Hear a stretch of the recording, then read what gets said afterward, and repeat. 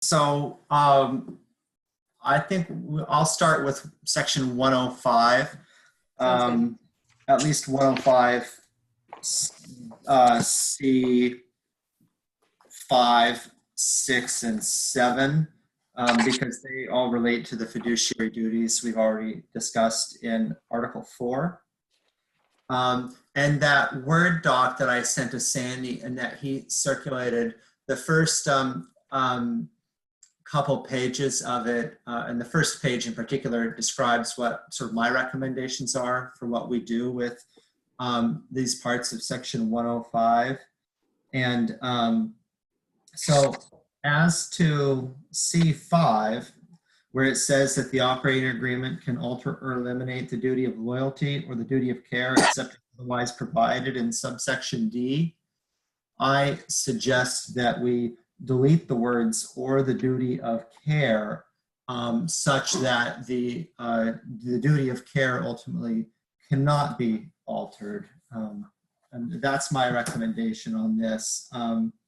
If you go and you look at D, and in particular, if you look at 105 D3C, it says the operating agreement may alter the duty of care, but may not authorize conduct involving bad faith, willful or intentional conduct, or knowing violation of the law. So I guess the question is, well, what does the duty of care encompass that isn't those prohibited areas? And it's two things. It is the gross negligence and recklessness. And this is referenced in the commentary to subsection D3C, which is on page 35 of the LLC Act. And the last sentence on the bottom of page 35 says, in particular, the operating agreement can eliminate the aspects of the duty of care pertaining to gross negligence and recklessness. So that's the question ultimately with regard to the duty of care, is do we want to allow essentially business partners to agree that it's okay for them to act with gross negligence or recklessly? And I don't see why. I get freedom of contract. On the other hand, I don't see why we want to encourage people or allow them to treat each other with reckless abandon or with gross negligence. This is, that's a higher standard than regular negligence.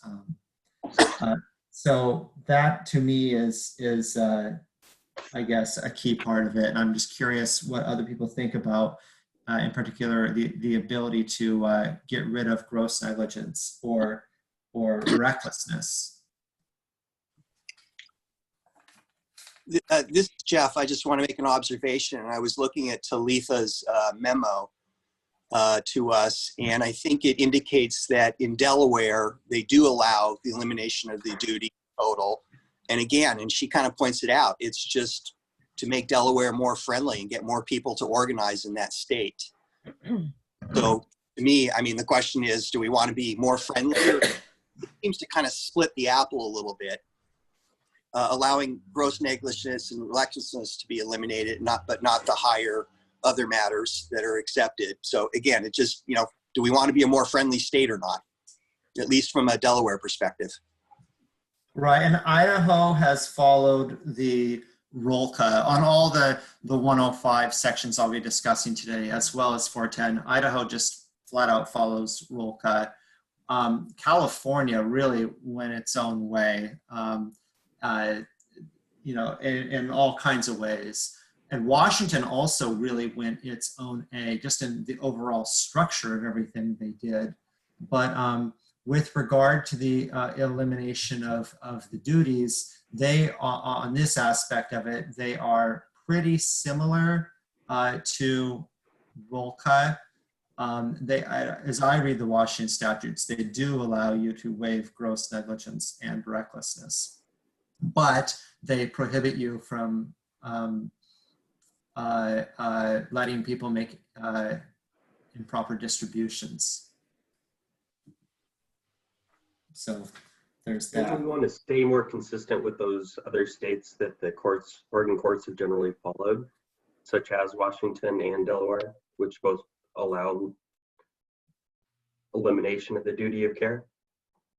Well, and it's different. Delaware outright allows you to completely eliminate duties out 100%. There's no duty. You know, you can stab them in the neck and that's okay. Oh, even gross negligence and reckless conduct. Yeah, and Delaware says you can let them, you know, do knowing violation of the law and intentional misconduct and all that other stuff. Washington says you can waive, the duty, and then they also say you can waive the liability for gross negligence and recklessness. But any worse conduct, people are still going to have to not commit that bad conduct. You can't waive that bad conduct, and you can't waive their liability for that bad conduct either. So it kind of sounds like ROLCA is proposed without the deletion is almost a middle ground. Exactly. That's the way Yeah. I read it. And that seemed to me to make a lot of sense. I don't know that we need to, irrespective of what Oregon courts may have done in the past, I don't know if we need to go down the rabbit hole of Delaware. I think I So agree with Cody's recommendations that I don't see any reason to protect people who engage in gross negligence or recklessness. And I think about our carpet layers. I don't think that they are expecting that there will be gross negligence or recklessness allowed. And so I tend to support Cody's proposal. I don't know that this one's getting at the carpet layers because it's going to take somebody who really understands the act, drafting an LLC agreement to get at this point. So I don't know that, that carpet layers is a good. I agree, Cliff. Okay. I think the premise of carpet layers is they have no written operating agreement, and the statutes, for the most part, I mean, they may have some things going back and forth in terms of the basic economics and ownership, but the statute in that context is really the gap filler. I guess I was thinking about the unsophisticated investors perhaps investing in the LLC that someone more sophisticated is putting together. Well, if we're talking accredited investors, they're at least by securities laws, right? They should be sophisticated, given their wealth. Yeah. So again, we're not talking about. I see a lot of those investors in the Ponzi scheme cases I see, and they don't tend to be nearly as sophisticated as you might think for the assets that they have. Yeah. I mean, what happens is you get people who spent 40 years building up whatever business empire they have, they sell it, and they want to park their money somewhere. And they may know a lot about dairy farming, but they don't know bupkis about the investment they're getting into. Well, I Yeah, guess I mean, isn't the they have money? yeah, that's the definition of sophisticated investor, right? Is that you have assets, Right. right? Not that So you it doesn't have necessarily mean you know anything. That standard lot could be of applied in a lot of securities- contexts. Exactly. Yeah, I've done a lot of plaintiffs' work in securities cases, and you'll have dentists, you have airline pilots, things like that aren't sophisticated necessarily in regard to getting involved in this real estate development, for example, and they'll just sign whatever. They don't really pay attention to that kind of stuff. And I think also generally, shame on them. Huh? Kind of shame on them. They've got the wealth to be able to, make the investment. They have the opportunity to get counsel to review these. Again, we're not trying to protect the wealthy people here. Well, I guess I wonder if we frame it the other way. What is the societal benefit for letting people treat their business partners with recklessness? Mm-hmm. And I just want to comment Cody.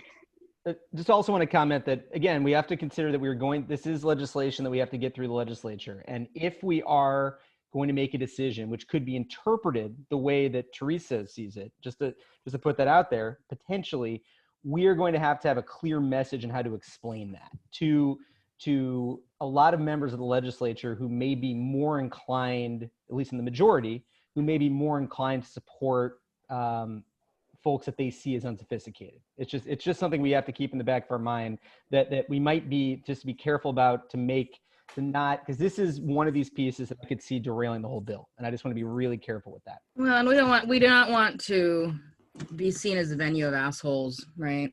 I mean, I see the point that Cliff raises where there's some value to freedom of contract, but you also have to look at, what are the states around us doing? What are the most probable other venues that people are likely to file in? So Delaware is certainly one, and that represents one end of the spectrum, right? But, if we're looking at someone who's looking at moving across the river, right, then we look at what Washington's doing. We're looking, our folks in Southern Oregon are working a lot with California folks. I have a case right now involving an Arizona LLC where they've basically waived all duties to each other, and it's just a nightmare. So I don't want to see too many more of those cases. But that's just my bias. Really quick, I want to introduce you for a second. Talitha Randall is an OLC fellow who did a lot of work on this project, and just want to make sure you know who she is. Welcome, and I know you wanted to come. Welcome, Talitha. Great job on the memo. Yeah. And Michael's been trying to say something. Yes, for ages. That's true. Please, so Michael, and then Talitha. Yeah, I think one question, and I have to confess, just because of my schedule yesterday afternoon and last night, I just haven't had an opportunity to really dig in and study your suggestions, Cody.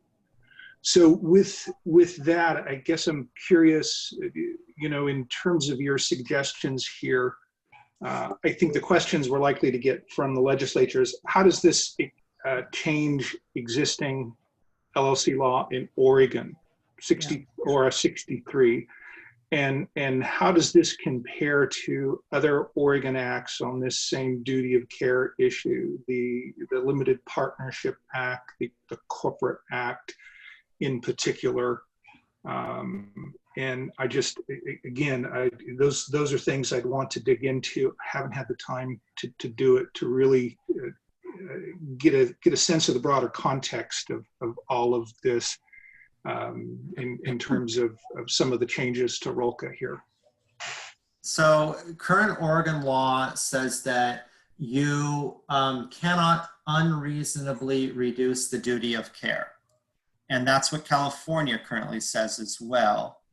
I don't know I don't think it's ever been interpreted by the Oregon appellate courts, what that would mean to have an unreasonable reduction in the duty of care. And I haven't looked at how California courts have interpreted that. With regard to the Oregon laws for other business entities, I wasn't so focused on those because my assumption or understanding was that this is the first of our business entity acts that we're revising, with sort of using the uniform laws as a model and then comparing with what we want to do. As Susan told me about this time last year, welcome to the next 10 years of your life. Yeah, and so I guess my thought was, if we're going to be remodeling all of these acts, then, I guess it's less important what the Business Corporation Act currently says, because the thought is we're going to be modifying that one next or soon. Yeah. Well, I think it's an area where we can expect these kind of questions from the legislature. Just the practical question of, because all of this is not going to be done overnight, all of this being the update of all the entity acts. Although the Uniform Partnership Act in Oregon is relatively recent compared to the others. And I guess I will echo what Jeff said, is that, part of what we're dealing with here is how business friendly, how friendly we are to freedom of contract in Oregon. I mean, I think that's maybe the broader philosophical question that is the elephant in the room here. And I think that's a big That's a big issue that we have to grapple with. I do agree with Yeah. you, Mike. I do worry that some of the proposed changes may go too far, and it's just going to frankly drive everyone to form entities and other more business-friendly states, and just frankly avoid some of these issues. So I'm just curious about that in part because, you know, I've handled a lot of litigation involving, you know, Oregon businesses, closely held businesses, and usually it is just an Oregon LLC. It's not a, you know, Delaware or Washington. Usually people incorporate just where they're at, I think, and without a great deal of consideration of, well, you know, we're all here in Oregon, but we'll just make it be a Washington LLC because we like their LLC Act better. I know some people do that, but I think it's relatively uncommon. I think the primary choice people seem to make is between Oregon and Delaware.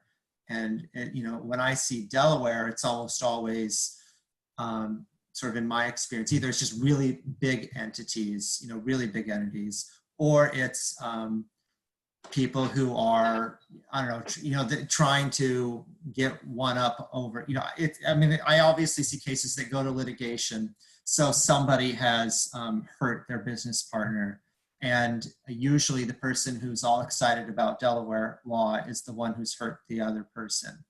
And so, you know, and I think about, you know, what does Delaware do as a state? What do they offer the country? Like, this is what their business model is to have the most Wild West Offers business many form. wonderful things to the country. What are you talking about, Cody? Yeah.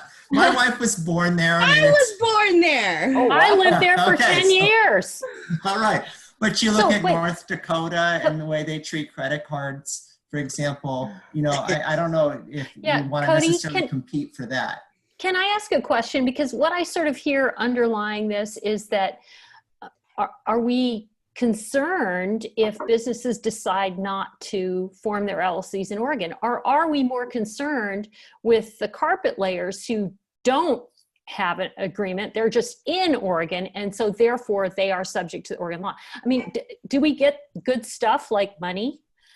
Do we get a lot of money from incorporating, from getting Oregon LLCs? Is that something we want to protect? Or I guess I'm not clear on what is our main motivation.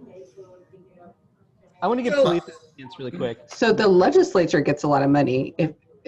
If you don't mind me kind of please, Ruth. poking my head in this. Mm-hmm. So Corp yesterday sent $3.2 million over to the general fund. It's between $3 and $4 million a month. It's an important piece of money.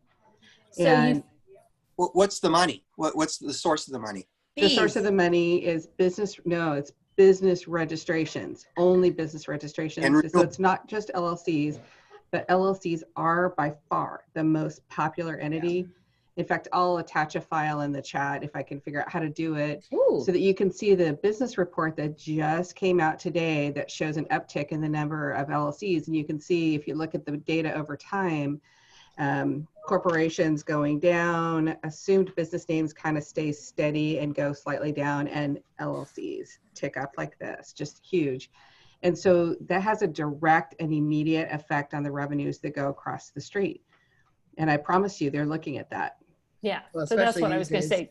So I mean, the legislature is concerned about that and does want to and maintain the viability. Roberta, or when we talked about this with the initial proposal to the Laws Commission, you know, one of the reasons that we gave for doing this project was, you know, it was twofold. And one is predictability within the system, right? So people here and people who are outside of Oregon would have some understanding and expectation of what the law would be that would be consistent with the Model Act, because we claim to be a Model Act state.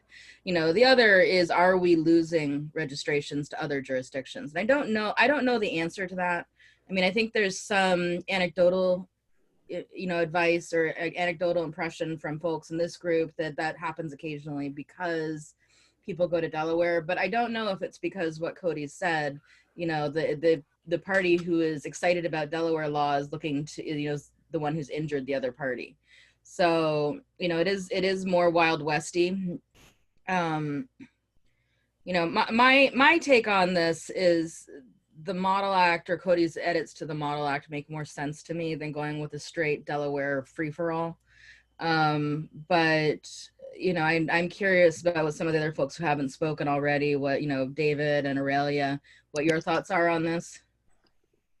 It looks like Susan wants to say something too. I was, and I'm sorry to jump in front of David or Aurelia, but I did want to reinforce that, you know, it's that balancing act between making Oregon a place business wants to come to or stay is one piece of that balancing act. And the revenue that generates is one piece of it, of the equation. The other piece is getting it through the legislative process. And frankly, you can't lose sight of that, because this is the initial salvo in a very long-term project that this group would like to undertake in terms of revising and updating numerous corporate business acts. And you need, I would think it's very important to keep that in mind, because this legislature is not, frankly, going to go for a straight Delaware model. And just, Susan, just from a practical perspective too, you know, what is the likelihood that they flip through the first couple of pages of any potential bill? You know, we're going to hand them a huge stack of paper here, right? And this is section 105 in the huge stack of paper. You're absolutely right, Valerie. But what they're going to do is they're going to have their certified smart people who are lawyers in their district who are going to start pinging them and saying, oh my gosh, this, and this. And then we're all going to have to respond to that. So no. I think it's more likely that they'll look at section 105 than, for example, 912. Yes, you're right. You're right. But my point is, overall, you want to maintain an even-handed, balanced approach that's positive and helpful for business and revenue generation for the state, and businesses coming to the state or staying in the state. And at the same time, you want to balance the perception of how you're approaching it. And Oregon likes to do things their own way. Just keep mindful of the big picture is all I'm suggesting. So my perspective is I've sort of in the, the Model Act, but Cody's changes make sense. I go back to ultimately in my experience in, assisting clients in forming LLCs. This is something they don't really even think about. They just want you to put together some sort of operating agreement so they can complete their organization and get moving. And I guess I would favor something that would be more consistent with what our current law is and what consistent with what is our neighboring states are doing, and not really be focusing on Delaware. I do get questions about whether somebody should organize in Delaware all the time. And I always go, well, I don't see any reason unless you have really a nexus to do that. A nexus to the state of Delaware in the first place. But on occasion I get overruled. And so, we do form Delaware entities. Anyway, that's my 2 cents for what it's worth.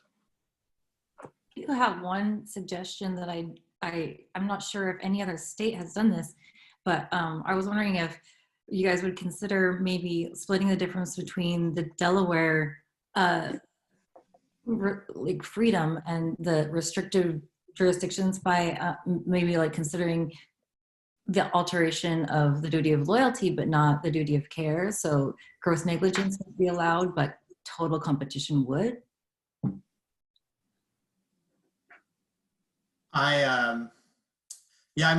I guess, and with regard to like the duty of care, to me, it would be more, the current standard here is what's, a reasonable reduction of the duty of care. And if I were to talk about, sort of compromise on duty of care, I would think, okay, well, maybe it's reasonable to allow gross negligence. Already regular negligence isn't even part of the duty of care.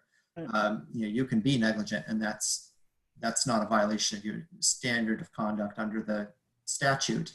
And maybe I could see allowing gross negligence, but recklessness is a pretty high standard of misconduct. It's not intentional, but you're willfully disregarding a substantial risk of harm to another person. And I guess sort of keying off what David was saying, I just don't see how someone's going to say, yeah, Oregon won't let me be reckless, and that's the reason why I want to go to Delaware. You know, I would be kind of surprised if that was happening. But anyway, in terms of compromise, like, you know, maybe we allow people to waive gross negligence, but I wouldn't want to have them waive recklessness for sure. I'm in favor of your original proposal, Cody. I think that it is consistent, perhaps not with the way the corporate statute is written, but with the way that it has been interpreted by courts as being more protective. And I just see Oregon as not wanting to go the way of Delaware, and I think your proposal makes sense.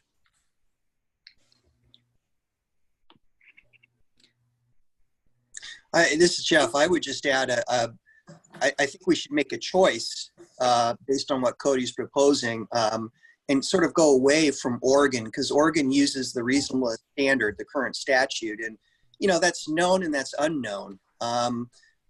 ROLCA, at least it draws a very clear line on what the standards are in the duty and which are in and which are out. And I like knowing which you're in and which you're out versus sort of having a reasonable standard and not really knowing. I agree. I very much agree with that, Jeff. And under ROLCA, they're essentially making just very explicit the things that are reasonable to waive are gross negligence and recklessness, and essentially nothing else would be reasonable to waive. And sort of under my proposal, essentially nothing would be reasonable to waive in terms of the duty of care. But you know, that to me, that's the real core question. I think is I don't see the point in going the California way or our current law where you just have this vague unreasonableness. I think we should decide as to gross negligence and recklessness in particular. Are we going to allow those to be waivable or not? And I think you just said it. What I like is Delaware is one extreme, and then the other extreme is nothing's waivable. And then what ROLCA does is sort of in the middle. It allows you to waive some of the duties and not all of them. So maybe look at it from that dichotomy. Do we want to be no, yes, or in the middle?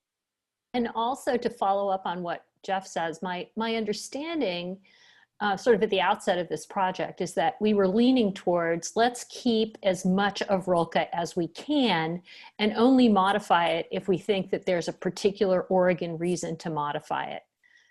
So given that ROLCA appears to be, for the most part, the middle ground, I think Jeff is making some really good points. But there's more than one place to be in the middle, right? I mean, one extreme is that you can't waive ordinary negligence. I think we all agree you can waive ordinary negligence. And the other extreme is you can't waive willful misconduct or law violations. And I think we all agree on that. The question is where we slice it in the middle. And just because ROLCA has sliced it in one place in the middle doesn't mean it's the only or best place to slice it in the middle. I actually think Cody's original proposal is a better place to slice it in the middle. And I think it's more consistent with the kind of, frankly, the kind of state I want to live in, where we don't let our corporations let people waive gross negligence and recklessness. I mean, why would we want to encourage that? I think Cliff has something to say over there next to you on my screen.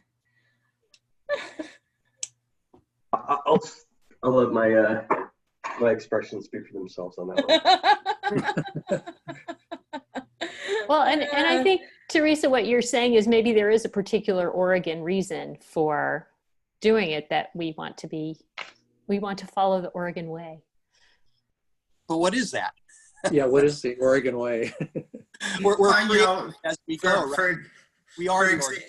Well, for example, with Oregon tort law, we have, it's relatively plaintiff friendly compared to a lot of other states. And, that's been true for decades at this point. You look at, like, for example, how we don't really have proximate causation, for example. We have this really broad foreseeability standard. There's a lot of other things like that that are sort of uniquely Oregon or special to Oregon, if not unique. And I think when we, compare the overall civil construct of our common law, this is maybe more fitting with that. Go ahead, Michael.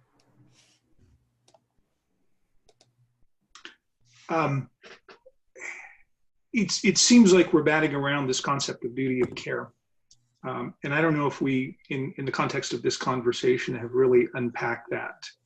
Because I just wonder if we might step back and get a little bit more research in terms of how duty of care has been interpreted in Oregon, because I don't want to open up a can of worms here without really having a good exploration of that body of law, because it's my recollection that you're dealing with a lot of issues really under the umbrella of duty of care. And it might behoove us to unpack that a little bit before we make, I think it's a pretty significant policy decision. I mean, and again, I would like some time to process this, but, you know, Cody, your first suggestion there, if I read it correctly, it's basically eliminating the ability to deal with the duty of care in the operating agreement. Or am I misreading the proposal? Yeah, you know, this kind of also goes off a point Teresa said. The duty of care, what it does entail, we're only talking about what you can waive. The duty of care doesn't include a duty not to be negligent. That's not part of the duty of care as statutorily defined here. That's part of your normal common law duty, but that's not your LLC Act duty under current Oregon law or under RULCA, which we've already went through in Article 4 and decided that's what we want to maintain. So when you look at what all does the duty of care entail, it entails the duty not to be grossly negligent or reckless, or to engage in bad faith, willful or intentional misconduct, knowing violation of the law. And then when you look at RULCA, what it says is the parts of that duty that you can waive is everything but, or the parts that you can waive is gross negligence and recklessness. Nothing else is waivable. In other words, you can never engage in willful or intentional misconduct or knowing violation of the law or bad faith conduct. But under RULCA, if the parties agree, they can engage in gross negligence and recklessness, and that is okay. That's not a violation of the duty of care. And so given the definition of the duty of care that we've all agreed on, and that's consistent with Oregon law, you know, I frankly concede that my proposal is at the far end of the spectrum opposite Delaware. Delaware says you can completely eliminate the duty of care, and I'm saying you cannot eliminate any aspect of it as defined under the LLC Act. And RULCA takes sort of a middle position. And again, there's a spectrum about where in the middle you might land, but RULCA says you can waive gross negligence and recklessness, but nothing else. And let's unpack on a 30,000 foot view, take Michael's terminology, let's unpack that a little bit. I think the demarcation is, if you look at what you can't waive, which is bad faith, willful or intentional misconduct, or knowing violation of law, all of those have some level of intent, knowledge and intent to act in that manner.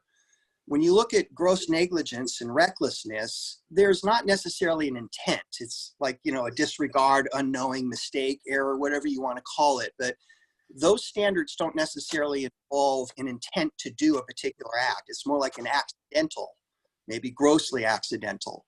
So I can see where RULCA is drawing that line from between sort of an intentional act and a mistake, if you will. And it's drawing that line sort of in the middle. And I agree, Cody, your approach is to go the complete opposite, because I heard somebody say it was more a middle ground, complete opposite of Delaware, where essentially you can't eliminate anything. I'm kind of falling in the middle. I'm starting to convince myself that I like RULCA the way it is, particularly because of the demarcation line of intent versus an accident. So Jeff, I think that's a really good point. Yeah, I do You're too. persuading me as well. Well, on that point, you know, to me, and this is where, I mean, I still, you know, gross negligence is sort of you know, if normal negligence is doing something a reasonable person wouldn't do, gross negligence is doing, you know, something that's seriously beyond what any reasonable person would do. You know, you're not just speeding, but you're really, you know, you're going way over the speed limit. And recklessness is kind of, you're going way over the speed limit and you're swerving in and out of your lane, and maybe you had a few before you started driving.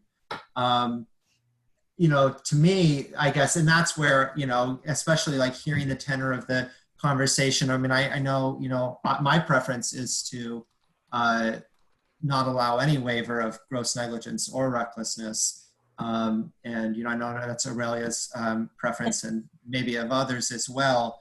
But, you know, I would rather still not let people be reckless, even if we were to agree to let them be grossly negligent. Well, I think the reason, one of the reasons why the Rilke approach appeals to me is that I think that there is not necessarily a bright line between negligence and gross negligence. It really depends on what a court is going to decide. And that's the same is true with recklessness. Yeah. But that additional need to show intent, that seems to me to be a significant difference between any kind of negligence and willful misconduct. And I would just, I have a hard time drawing a distinction between recklessness and gross negligence. I mean, where's that line? That's a hard one as well. But I do kind of see, just to reiterate, when you get above recklessness, which I think is higher than gross negligence, and you get to the next standard, that's where you sort of cross the line from, you know, into actual intent. And and so again, I see how Rilke is splitting the baby here in that sense. I have a comment.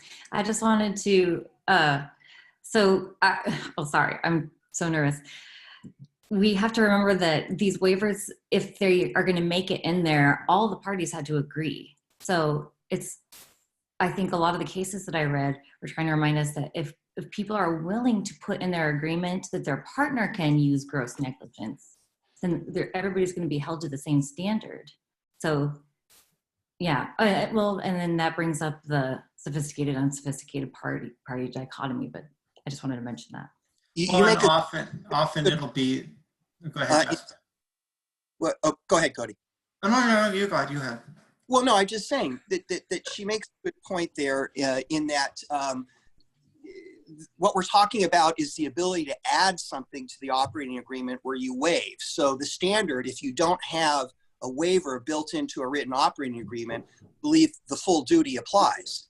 So, and most of the time, you're only going to see the sophisticated players actually take advantage of that and draft something like that into an operating agreement. How often do we all read operating agreements where we see anything really talking about the duty, let alone waiving the duty? So it is an affirmative action that has to happen in an operating agreement before any of this applies. Well, I just don't know that, I'm curious, and in this part I'd be turning to the transactional attorneys, but my assumption is that these terms are not actually actively negotiated in the mine run of cases. I assume that people go to an attorney, kind of like what David was saying, that I need to get an operating agreement.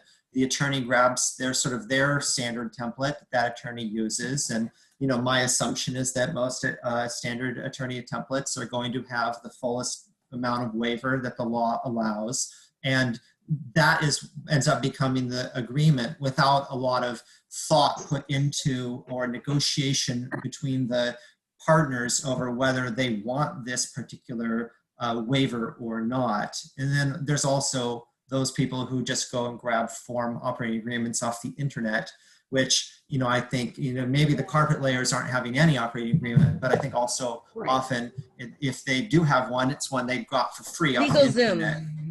Legal Zoom, something like that, NOLO, whatever. And, you know, again, to me, I'm assuming this is not something that sophisticated or unsophisticated parties are usually I don't know that I agree with that, Cody. And before I say why, I want to say, Talitha, that comment that you were making is very similar to what Cliff has been saying all along about freedom of contracting and, you know, their ability to negotiate the deal as between the parties. So assuming all bargaining power is equal, that would be correct.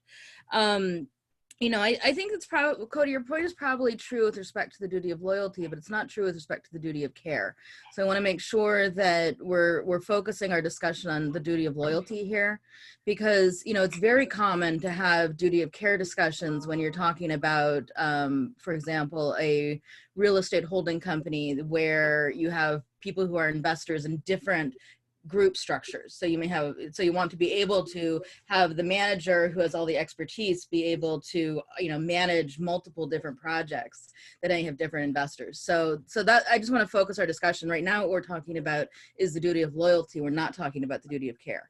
The other way around. We are talking now about the duty of care, not the duty of loyalty. Right. Okay, then I do think that it can be a very negotiated part of an operating agreement. And do people talk about like gross negligence or recklessness? Like, do they talk about those terms and whether? Yeah, I mean, I've had those conversations with clients. Okay. You know, in different opportunities. So, you know, and I'm sitting here, by the way, too, looking at ORS 63-155, which is our current standard. And, you know, what it does do that I like is it says that you can specifically carve out certain acts, you know, that may be otherwise violative of a duty. But that's for loyalty. That's not care. Right. Yeah. And we'll get to that in a moment. But that's duty of loyalty, not care. It seems the conversations I have almost entirely deal with duty of loyalty issues more than duty of care issues. For whatever it's worth, again. Well, and I find that often it's not purely the sort of who's more or less sophisticated in terms of who's taking advantage. It's often, for example, it's the you know, maybe there's the money person and then there's the sweat equity person, and it's the person who's running the company who's then skimming the till, cooking books, what have you. And then that is the person who, you know, has made sure that the operating agreement says what they want it to say. And sort of this sort of passive investor partner oftentimes is the one who is then having to bring suit. And that's intentional, Cody. The skimming is intentional, right? Yeah. That's not gross negligence. That's totally willful. No, oops, the money just fell into my pocket. Who knew? You know, that's more disputed in more cases than you might think, because it's not that they're always taking the money and just putting it into buying a Ferrari. It's that they buy a Mercedes that they use for business purposes, but they use for personal purposes. And I mean, there's a lot of stuff that blurs the line on how people are reckless with their company funds. It's not always apparent whether they really intended to do the harm. You know, it's the classic embezzler story, right? They always intended to put the money back. They weren't really going to steal it. They were just borrowing it. And, you know, the employer had plenty of money. They'll put it back later. They're deluding themselves. And so it does take some of that intent bit out of the decision. But I mean, I do note that, and I'm glad that we were looking at 63-155, because the duty of care does include refraining from grossly negligent and reckless conduct. So if we adopt ROLCA, that is going to be a change in Oregon law. And but Oregon law currently provides that, and so does ROLCA. And we're only talking now about what's waivable. And the waivable provision here is 63-155 10B, that the operating agreement may not unreasonably reduce the duty of care. That's what's current Oregon law, and that's what's current California law. And I was on the understanding that we sort of the group consensus is to not keep doing that, but rather to spell out. Yeah, no, I agree that, you know, we made a group consensus to go with ROLCA whenever possible. You know, but I suspect that this is likely to come up, and this discussion is likely to come up when we're talking to legislators about changes if we do decide to go with the ROLCA version, right? because of the concerns that some folks here in the I wouldn't say room, but the virtual room have raised. So I just want to make sure that we have a really cogent explanation of why the RULCA model or why what you're proposing is better, and is better for Oregon business and better for Oregon business owners, right, than the current Oregon law. And Susan, your thoughts on this would be appreciated too. Thanks for raising it, Valerie. And I did write a private little chat to Sandy saying something like, yeah, balancing those issues is really important. And I think you're going through a really good process here, talking about all the different pros and cons.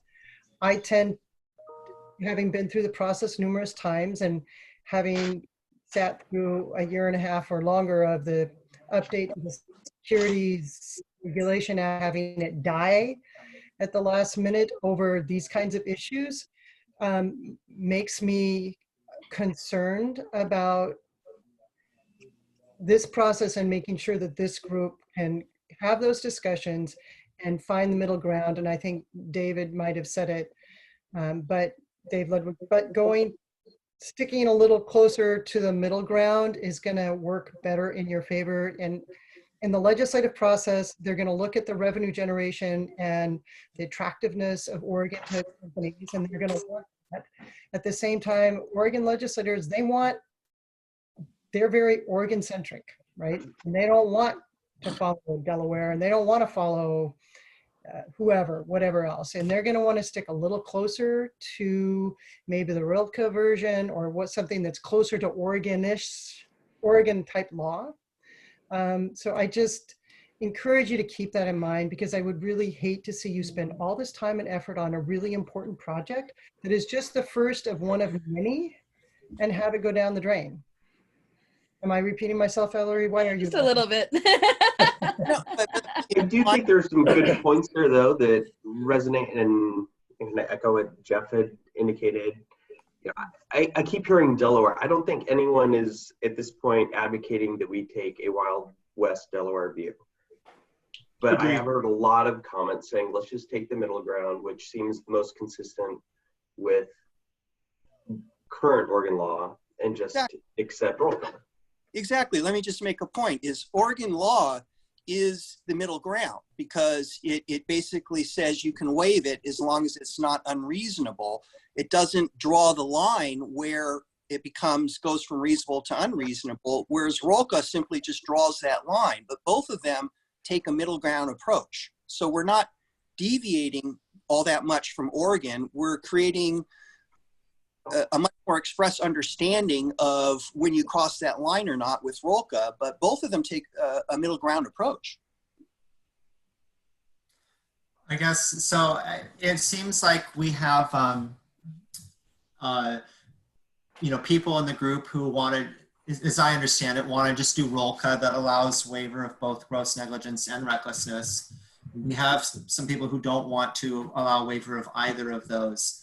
And I wonder whether we I kind of figure, like, we've discussed it a lot and maybe we discuss it more, but we could just do a vote on those two options. Or I would wonder about sort of a middle ground of allowing waiver of gross negligence but not recklessness as sort of a potential compromise in the middle. Michael? Go ahead, Michael. Cody, I had a suggestion very much along those lines, because I'm reading where we are now in 63.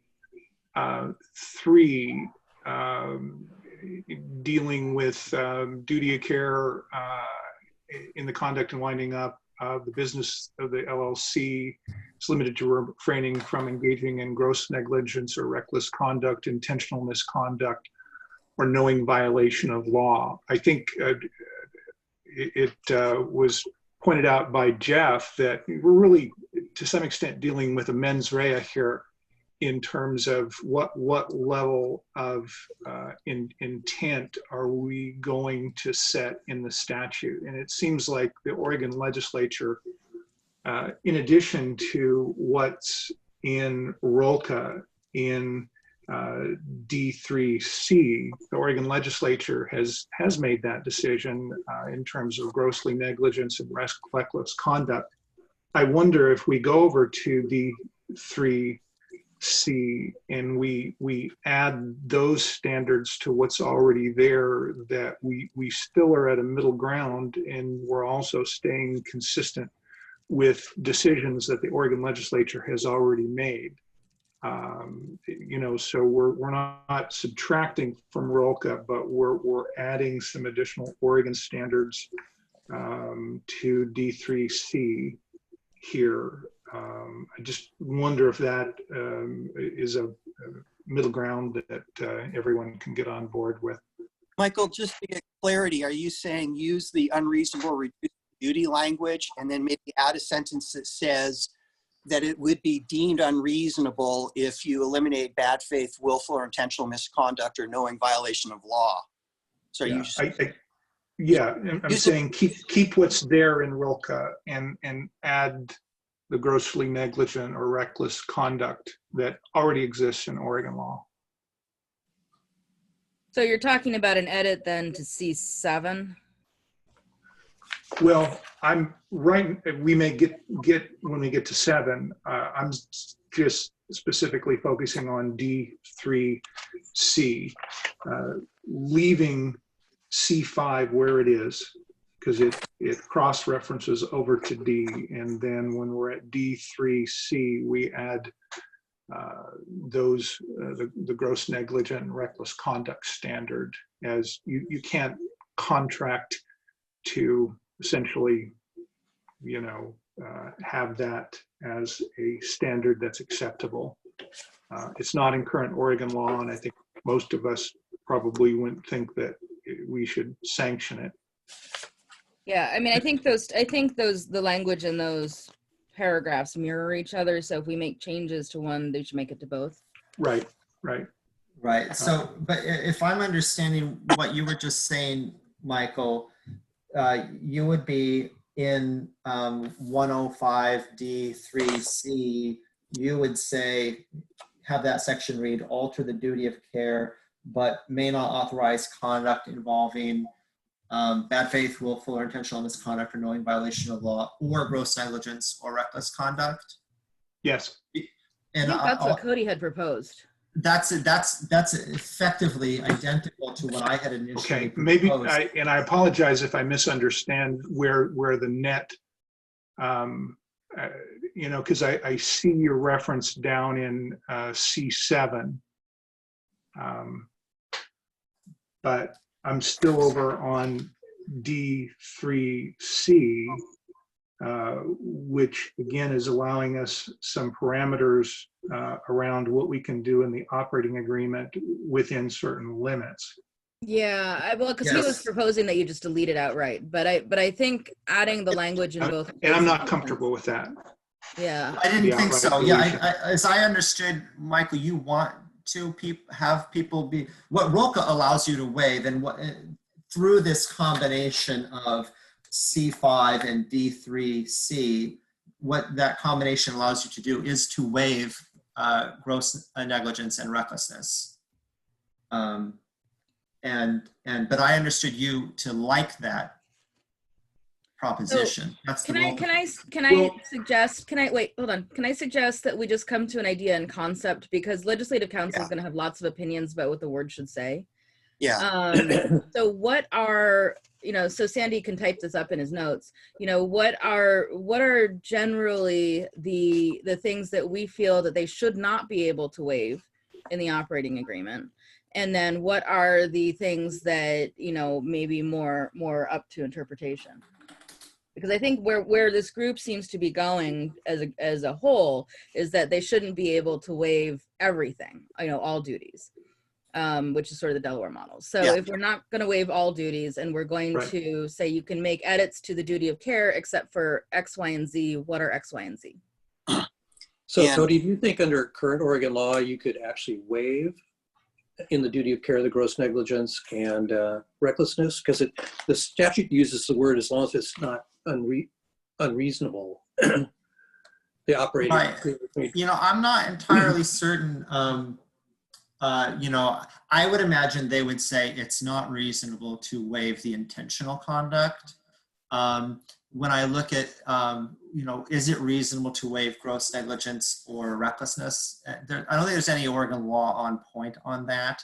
When I look at unconscionability cases or cases where the court is deciding, for example, whether to enforce the liability waiver that you sign when you get your ski ticket, for example, or things like that, they have held that at least in these sort of consumer transactions, you can't waive negligence.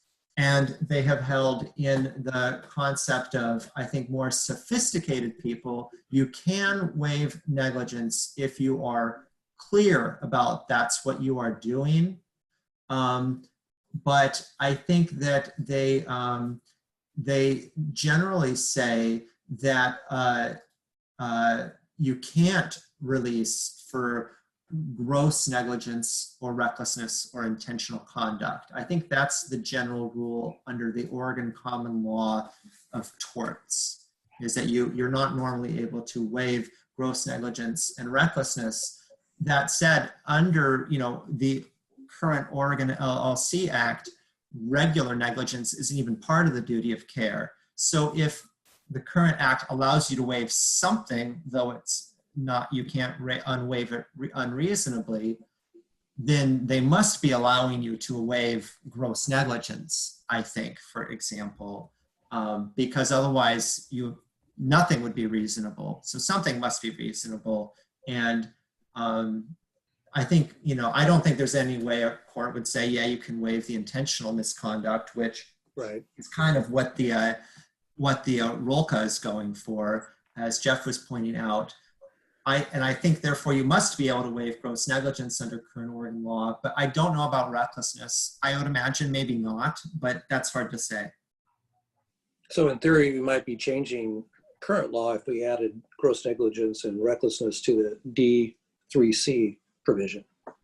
Yeah, you're right. That may be true. I think that probably would be true as to gross negligence. I really don't know about recklessness.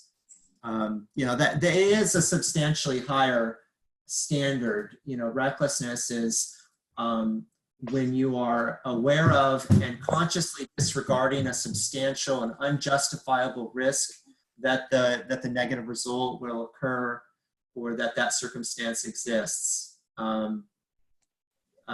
So that's, when I think about you're aware of and consciously disregarding the risk, it's kind of like putting your head in the sand. It's not knowledge, but it's close to it. And when you look at, for example, the criminal law, they distinguish between recklessness and also criminal negligence and knowing and intentional conduct. And then when you look at ROLCA, it's talking about intentional misconduct and knowing violation of the law, but it doesn't talk about knowing violation of your business partner's rights, for example, just knowing violation of the law. I think recklessness, being aware of and consciously disregarding a substantial risk of harm to your business partner, that's sort of I think that is a significantly higher bar than negligence or even gross negligence. I think it's sort of akin to knowledge of civil harm. So are we trying to determine whether we waive both gross negligence and recklessness, or take recklessness off the table and the only thing that's waivable is gross negligence? That latter thing you just said of allowing waiver of gross negligence but not recklessness. That's my proposal for a compromise among this group that may be a middle ground between sort of the two positions that people in the group seem to be falling into. Yeah, so Cody, that makes sense to me. What exactly would be your compromise suggestion for D3C? I would add, after bad faith, I would add the words reckless conduct. Okay. Is there any other state that takes that position? I didn't look at all 50 states, and Talika, you might have more information about that. I looked at Oregon and California and, Washington, California, and Idaho is what I focused on. And like I said, California has stuck with the vagueness of unreasonableness. Idaho went full ROLCA. and Washington they had sort of a sui generis approach that they took. They allow you to waive both gross negligence and recklessness, but they don't allow you to waive for improper distributions. So what you are proposing would make us a state with the most narrowest view of what can be waived. Yeah.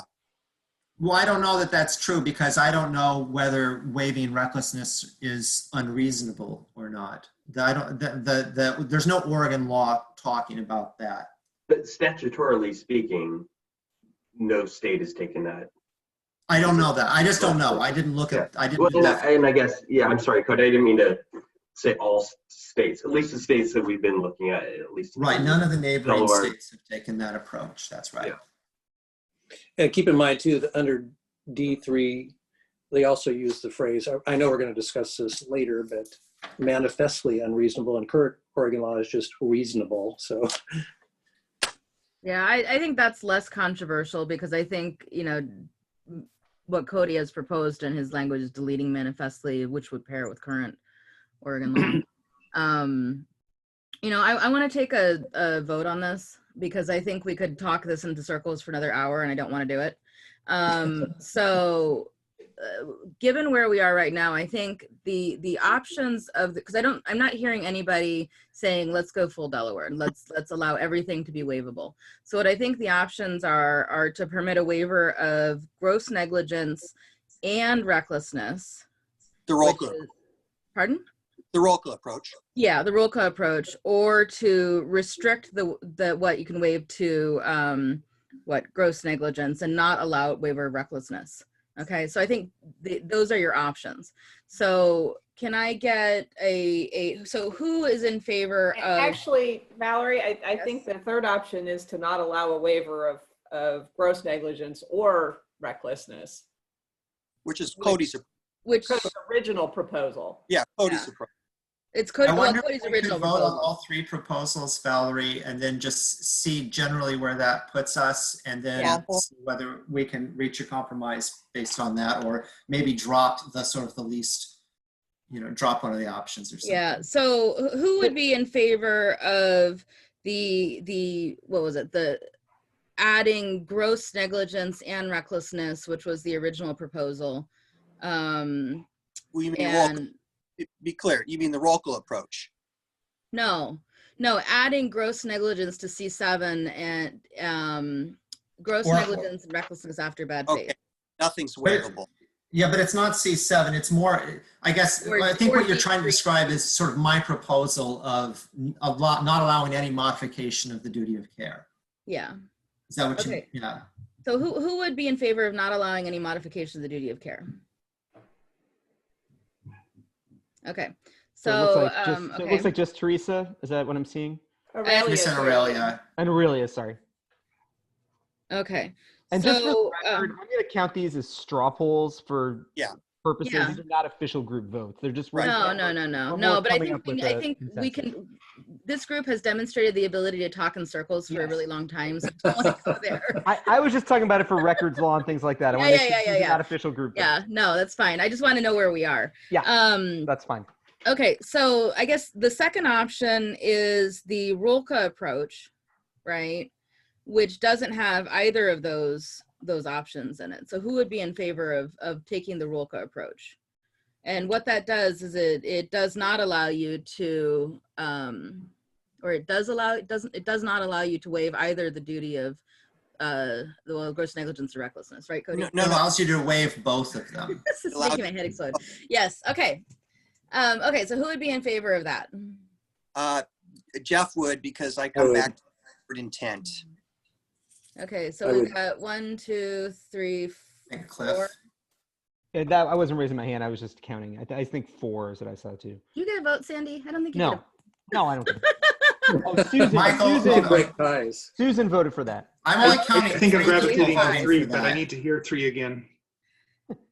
I'm not a member of the committee. I'm just. But Roberta left her vote in the comments, and she was in favor of the roll call. Oh, that's right. That's why it was 4. I agree. Yeah. Yeah. That's why it was 5, because I Five. voted. Yeah, you're right. I only said that to Sandy. I didn't send that to the whole group. Wait, you and Sandy are having this whole chat in the comments. It excludes all of us. I'm not in favor of that, Susan. Share with Is the that whole legal group, but from a I'm just- committee? Yeah, I don't think that's legal from a committee standard. I'm gonna make you sit in the corner. Mine is political. It has the content. Susan, good. Okay, and so since I've been screwing up what these votes are, Cody, what is their third option? The third option is to allow waiver of recklessness, or strike that, to allow waiver of gross negligence, but not recklessness. In other words, your business partner must always have a duty to not be reckless, but you can waive the duty to not be grossly negligent. And Okay, who's in favor of that one? Dos. Trace. Quattro. Okay, so I mean, I think we are at essentially an impasse between the ability to waive the duty to be what? Well, can I just say that I would think that if you were to put it as a straight vote, if you were to drop out the least voted for option, which was to not allow waiver of either, and you would assume that Teresa and Aurelia would then vote for the option of not allowing waiver of recklessness, I think you'd have something like 6 votes for that. Yeah, I know it's a straw poll, but you'd kind of like 6-3 or something like that. Let's do a poll vote. Let them vote. Now So anyways, I think we should maybe just, if we were to drop the option of what we first voted Cody, on and just can you have it. articulate our 2 options and I'll take notes? Yeah, so the first option is to go straight roll call, where you can waive both recklessness and gross negligence. All right, hands are up. I see 3. 3. I see 3 as well. 4 with Jeff. Okay, so we have 4. Oh, and also with was it Ruth? Roberta. Yeah, Roberta. So we got 5. And then, okay, second option? The second option is to allow people to waive gross negligence, but not recklessness. So 1, 2, 3, 4. So 1, 2, 3, 4, 5. So we've essentially got a tie. Yeah, it is. So what I would propose, and that waive gross negligence, but not recklessness. Yeah. What I would propose is that we reach out to John and get his take on this, and because I'd like to get a thought for the people who've been I'd like to hear from the people who've been interacting with the legislature on a day-to-day basis, and maybe reach out to Commissioner Shetterly as well. Lane, sure. Just to get what his take is on this, and then let's circle back after we have information from them on what they think the legislature is likely to want, because I think this reflects a policy decision in addition to being a legal decision. So Talitha, can I actually ask Susan Graby? Susan, is there anyone else you'd recommend for us to run this by, just as this particular concept at this point? I will think about that, because I think you might want to key into people in addition to John and Lane, simply because they have a different perspective, and I think you need a broad perspective on this issue, because as I referenced before, it becomes a political issue all the smart people can be in a room and think this is the right thing to do, but you get to the legislature and you've got 2 chambers and 4 parties or 4 groups, and it becomes very different. So Susan, Sandy, Talitha, your homework, and I know that you have nothing to do given the second special session. So your homework, should you choose to accept it, is to come up with maybe 5 folks that we can run this by. Okay. Because I do think that, these answers are pretty close, but the distinction between them is definitely a policy decision. Okay. So the goal, okay with that approach to things? Yeah, Valerie, I like that. So Susan, thank you for helping give me some names. And then what I'll do is Valerie, I'll work with you to draft kind of the options. Yeah. then we'll bring back those answers to the group at our next meeting for further Yes. conversation. And Cliff, can you ping John and just let him know that we're going to be bothering him with this? Thank you. Yeah. Thank Okay. Cody, you're awesome. Thank you so much for leading this complicated discussion. You bet. You bet. So as I understand it, we are agreeing to leave C5 alone. And the question that we're sort of teasing out is whether D3C should be amended to add reckless conduct or not. That's sort of the question that's open. That's exactly right. Yeah. All right. So then C6, I think that this is fine. It's basically the same as Oregon current law, with the exception that ROLCA uses this manifestly unreasonable standard, and current Oregon law uses the phrase unconscionable.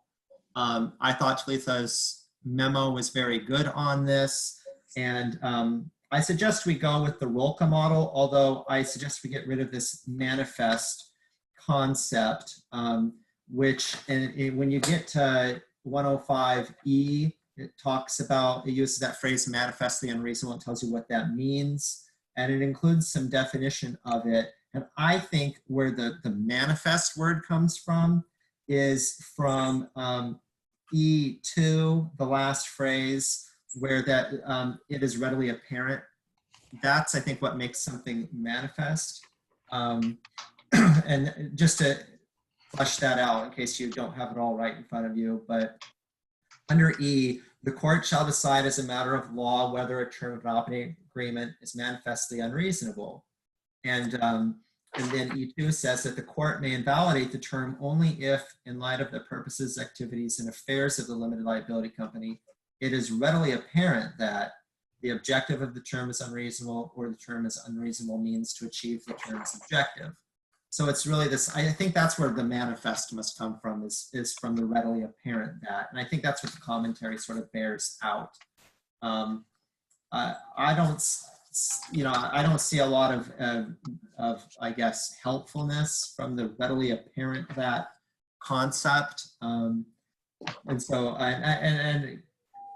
anyway, I think unreasonable is somewhat, that's much closer to, for example, what current Oregon law says about the duty of care and when it can be waived. So in short, I prefer getting rid of manifestly, but otherwise adopting ROLCA. But are we not changing the standard by getting rid of manifestly? You're sort of lowering the standard to just reasonableness. And manifestly, I've always looked at those words readily apparent. And to me, that's the only thing that gives meat for me in the statutory language of what manifest means. So my point, though, is, are we not lowering the standard by taking out manifestly? And do we want to lower the standard? Well, I think that's a question for the group about whether we want to. I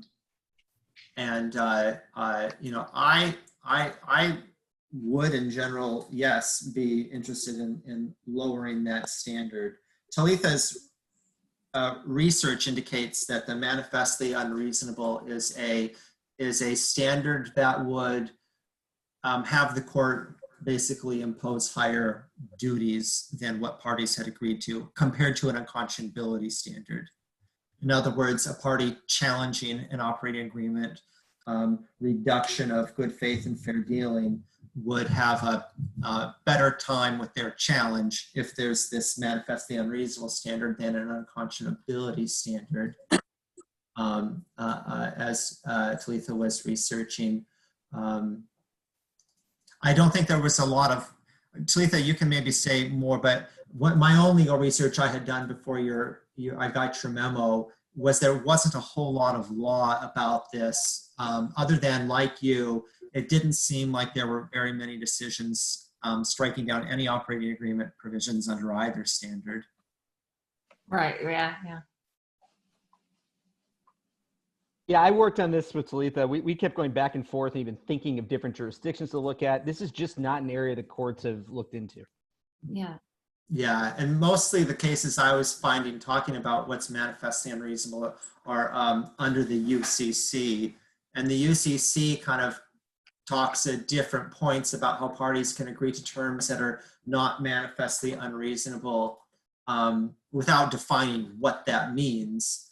And then, but the UCC also talks about reasonableness at times. So in a sense, you know, the ROLCA seems to be creating this standard out of whole cloth in a sense. Washington or California has adopted this manifestly unreasonable standard as a phrase that they're using it. But they are not using this readily apparent that phrasing. Mm. Talisa's memo has a really good chart at the end showing which states use which standard. A lot of states use manifestly unreasonable. Yes.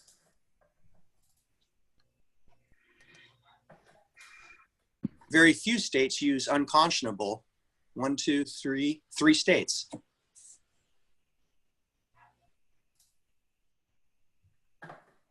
Right, and it seems like half the country almost, or 15 states or however many are unclear what they're doing. Our goal is more clarity, not less. Yeah. So, Hey, why don't we just create a all new standard? yeah, let's not do that.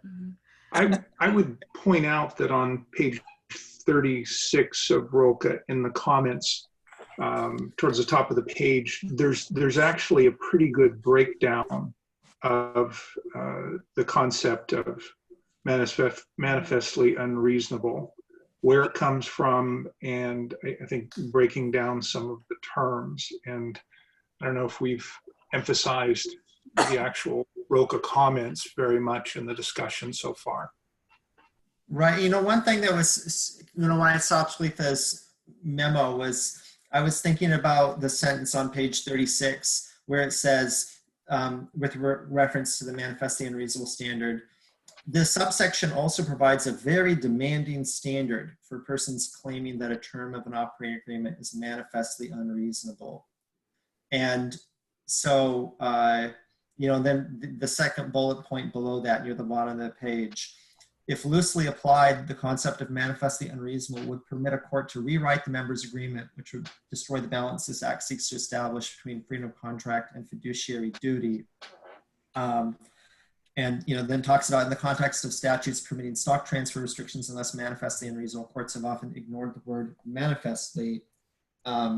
So they think they're doing a very demanding standard, and maybe it's a less demanding standard than unconscionability, but it's also sort of a standard to me that struck me as going, I'm not 100% sure it is ultimately, I'm not 100% sure it ultimately is less demanding than unconscionable, but it struck me as,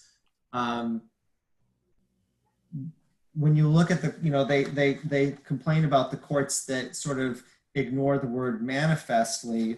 And I wonder, the courts are, I think they're focusing on what's reasonable. And I'm fine with most of E. When you look at my comments on E, it's basically just getting rid of this manifest concept that it seems like courts often have ignored in other contexts anyway.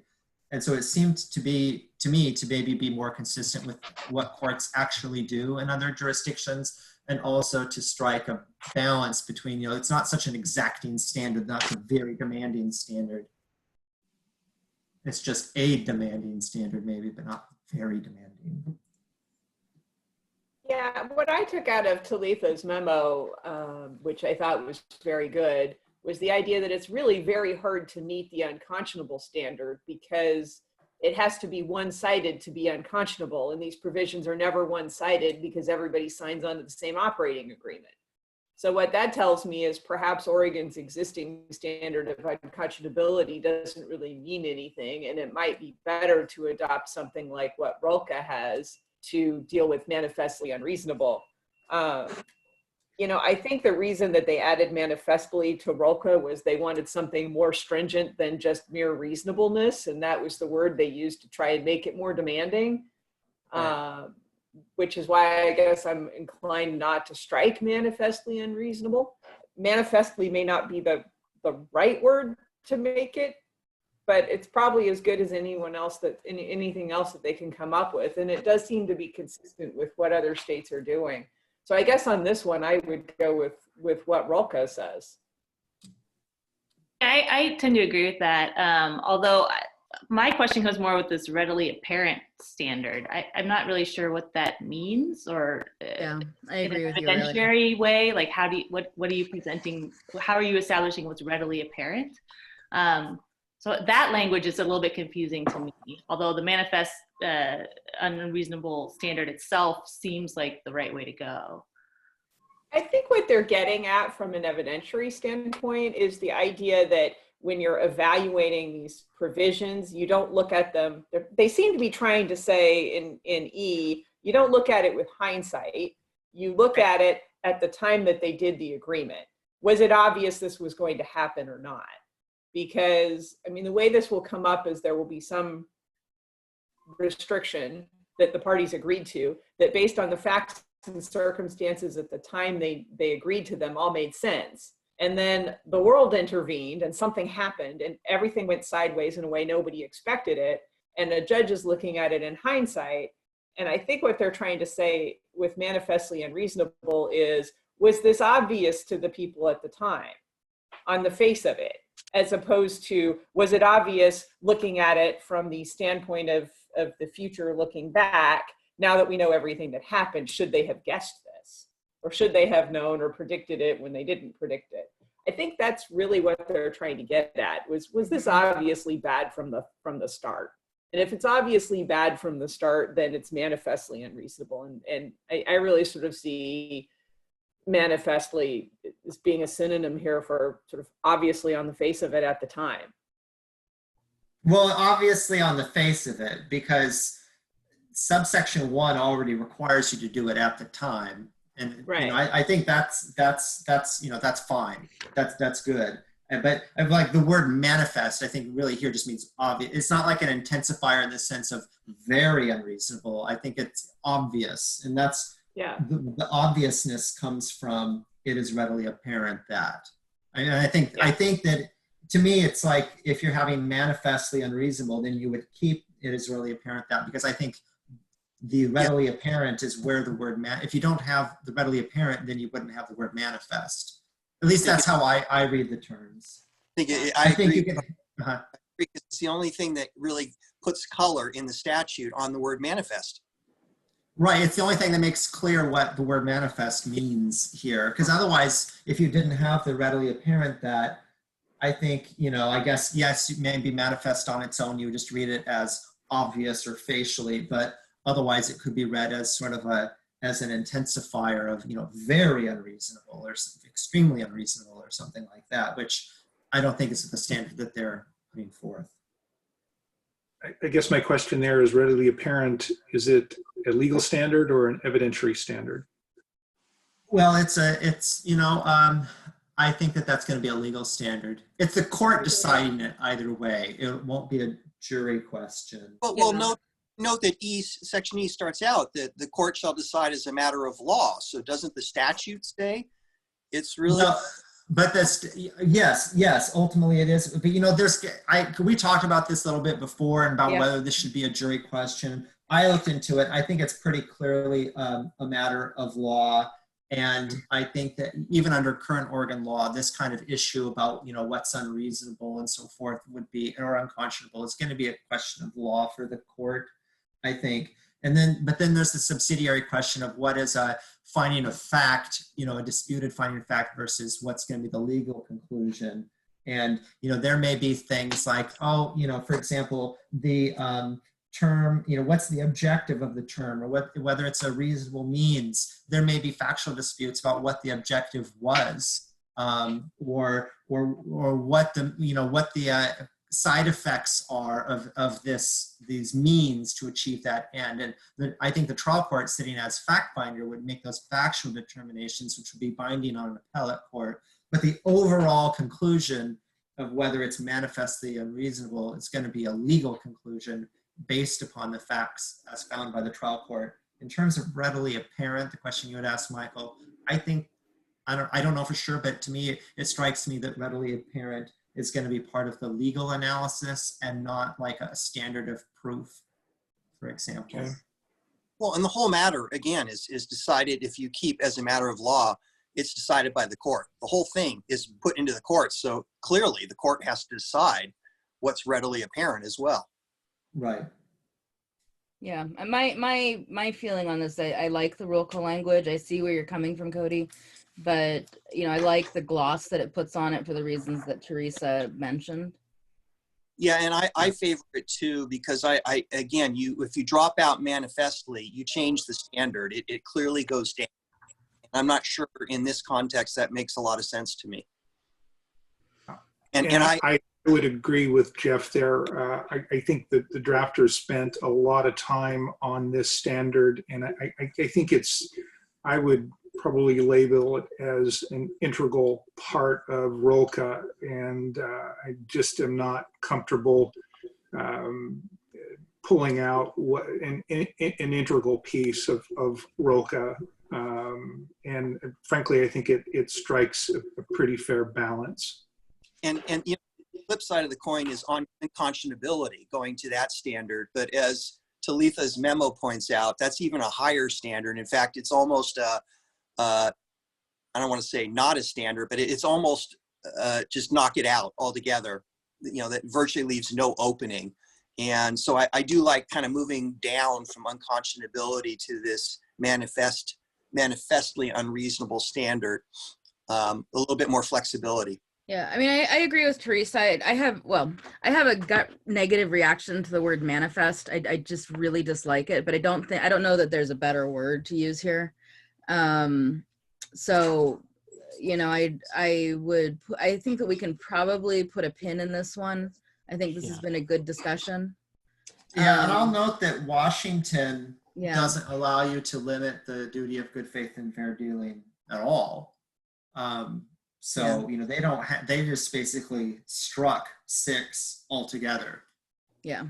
And, Valerie, I hear what you're saying. I kind of know the feeling, but keep that, a lot of using that standard. No, I know. I'm not saying we shouldn't use the standard. I'm just saying it smacks of manifest destiny. So, real quick, Valerie, I think I have pretty good notes on the discussion, but one thing that would be in favor of leaving it as is in RULCA is the fact that we found that, I think you said 15 states or more actually use it. When we're talking about changing a standard from unconscionability, and I talked about this when it was briefing with Letha, and we talked about this previously, which is a standard that is taught in law schools, and it's something I think people just have in this vision in their mind. I think having something that is from RULCA and has been adopted by all these states is going to be an easier argument to the legislature. Right, and that's what Jeff's saying. That's what Jeff's saying, is that we have all the under RULCA, which we're trying to conform to. We know what this means, and I have nothing unreasonable in my mind. So just let's make that clear. So what I propose at this point is that we take a break and people think about whether we want to discuss this further or if we want to move on to 410. Because I think this would wrap up our discussion of 105, of this part of 105. Okay. Is there anyone? I mean, I wondered. I just am curious if I don't hear anyone really pitching for hard for a change to 6. If I'm reading the room, if you will, it seems like the group wants to keep 6 just as it is. Yeah, I mean, I is think that right? That's my impression on it. Just listening to everybody talk. Mm-hmm. And I think if we keep 6, I think you're right, Cody, that we have to keep that additional language. Yeah. Even though, again, I also agree it's kind of squishy. I agree with what Aurelia said, it's kind of squishy. But so let's take a quick break, come back. So I have 10:31 right now. Let's come back in 9 minutes at 10:40. 10:40. All right, I'm going to stop the recording. Okay. Hey, Cody, I think you're still up. Yeah. So Thank you for first- that, by the way. The first two. no problem. So I just wanted to, I guess, I know we put a pin on this manifestly unreasonable thing, and I just wanted to question whether it struck me that maybe we can just decide to adopt ROLCA in terms of the phrase manifestly unreasonable, and basically just adopt 105E as is, because As it's written. like there wasn't much of a voice contrary to that. You know, I That's don't what I mind being a have. voice contrary to that, but I seem to be alone on that. So I don't know why. I mean, I'm happy to put a pin in it, but I'm also happy just to Okay. make the decision and move on. But can I ask a Yeah, question? Can I ask a no. question? The last discussion that we had last month on E was all about, as a matter of law, that language. Where did we end up with that? Well, that's Cody was talking about that right before the break, because the question was whether it should be a jury question or a decision for the judge. Did it end up somewhere on that? Well, I think Well, I think it is a matter of law, and I think that's how Oregon would treat these kinds of questions as well. For example, unconscionability challenges go to the court. You know, that ski waiver, that's going to go to the court, not the jury, whether that's an enforceable waiver or not. And so you know, this is sort of a preliminary thing. It's questioning what is the standard here. You know, if the standard agreed to in the operating agreement is unconscionable, or if it's manifestly unreasonable, that's something the court's going to decide. And then they're going to instruct the jury, you know, the standard is as stated in the contract, or if the court thought that the standard stated in the contract was unreasonable, they're going to instruct with whatever the default rule under ROLCA is. But they're not going to tell the jury, we want you to decide whether the standard agreed to was reasonable or not, and then apply whichever, you know, sort of bifurcate the trial like that. So in a short, I think it pretty clearly is a matter of law. Okay, I just know we discussed it at length last. Yep, I have scribbling all over it. Yeah.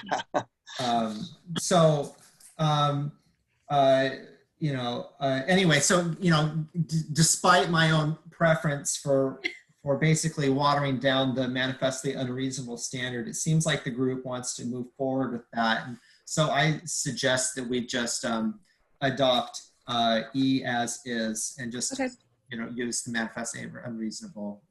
Yeah. Any objections to that other than Cody's conscience? All right, I have that as a consensus point. Okay, let's move on. Okay. And so then we keep 6 as is. That takes us to 7. 7 is this kind of tripped me up at first, because 7 talks about how you can't relieve or exonerate for bad faith, willful or intentional misconduct, or knowing violation of the law, which is the exact same phrasing that's in D3C. Yeah. But D3C talks about what is the duty itself. And then C7 talks about, regardless what the duty is, can you relieve a person from liability if they violate that duty? In other words, maybe you impose a person, for example, you know, we could theoretically in D3C add the words reckless conduct. In other words, requiring people to be or requiring people to not be reckless, but we can nonetheless say, well, you aren't going to be liable for it if you violate that standard. And that's where the C7 part comes in. I think the two clauses should mirror each other, as they do under ROLCA. But C7 does talk to a different issue. It's not what is the duty, but rather, are you liable for it's the so what part of it, right? Yeah, exactly. So my proposal on C7 is, given our discussion we've already had about D3C, is I think we should have C7 include reckless conduct, like I think we should have D3C include that. But I think that we've already decided as to D3C to ask around to, I guess, more politically oriented people about that, and I think Yeah, we should and let's include have them ask about the consequential part too, Sandy, Okay. because I think that Cody's right. I feel like they should mirror each other, but they're not the same. But in other words, if we, I would agree with that. I think the duty and the liability standards ought to run parallel. I think it would be odd if they didn't. You know, the only thing that I would say we should consider on whether they should be parallel is whether or not this is something that a company can obtain insurance for. Because I'm pretty sure you can't obtain insurance around an intentional violation of the law, for example.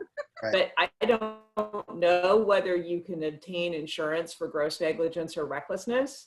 And if it's something that you can insure around, then it seems to me that, you know, that would impact whether or not you would include an exoneration or a relief of liability for it. And I'm not enough of an insurance lawyer to know what coverages might be available, but I think that we ought to allow people to have the company not be specifically liable for something if it can otherwise insure around it.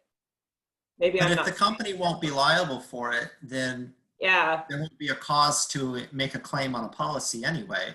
I guess that's what I'm saying is maybe you want the company to be liable so that insurance will be available. I said that really very badly.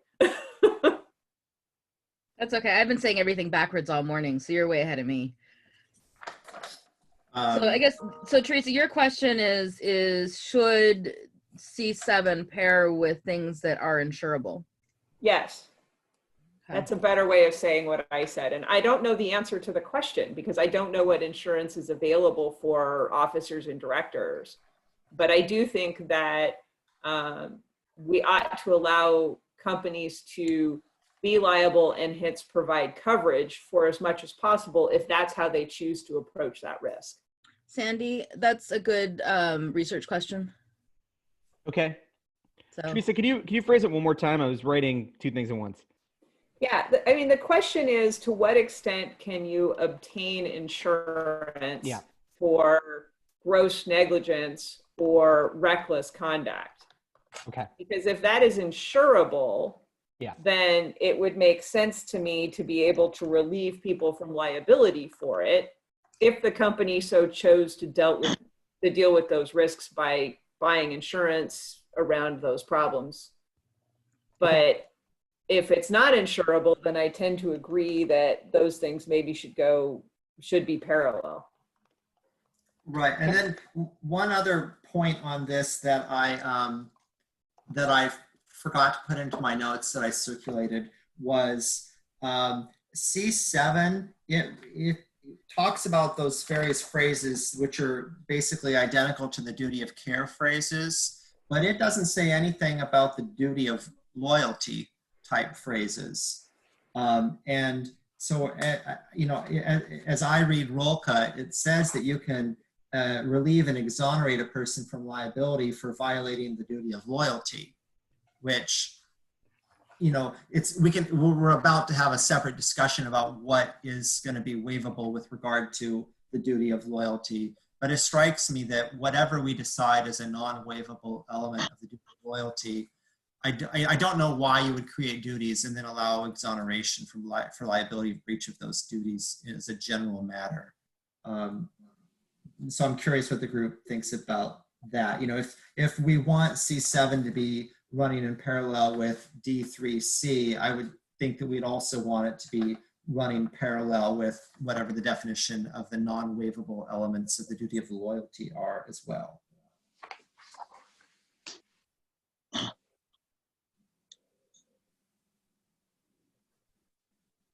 yeah, so I think that's a good point.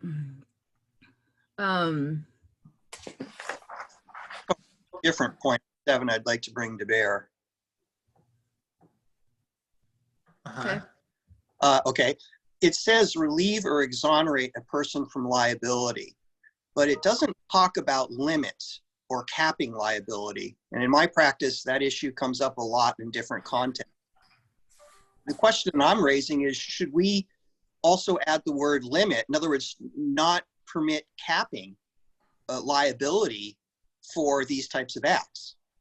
And by the fact that it's silent, tends to indicate to me someone could draft a limitation of liability, a cap, if you will, that would not violate 7.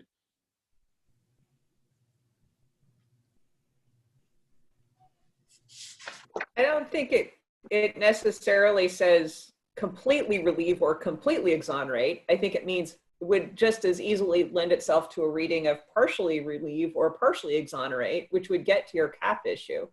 It just says you can't do it at all. But I was thinking the same thing, Teresa, that I don't think it's all or nothing. I think you can draft a partial relief of liability and be dovetailing into that provision. But you're implying something that's not expressed. You can argue it both ways. And I always prefer to avoid ambiguities by making something that may be somewhat implicit express. Because I could argue to you that a cap on liability is not an elimination or a relief of liability or exoneration from liability. It's just a cap. So as I understand ROLCA, I think as I understand what Teresa and Michael were saying, that they kind of would say that it's implicit in the word relieve, that sort of limit is implicit in there. But I'm happy to make that explicit if there's a perceived ambiguity there. I mean, the way to make it explicit would be to say, in whole or in part, relieve or exonerate a person. Yep. That would work. Yeah. You get the point. Yeah, and that's okay with me. Yeah, I'm happy to make, yeah. Is there anyone who doesn't like that change? I think it's fine. I was just looking in the comments to see if there's anything that really pertains to this particular issue. And I don't think the comments address it specifically, but I'm just the closest the comment comes is in the middle of page 30. It says, subsection C7 pertains to indirect as well as direct efforts to relieve or exonerate, and thus limits how far an operating agreement can go in providing for indemnification. Also, in accordance with this paragraph, an exculpatory provision cannot shield a member's claim of oppression.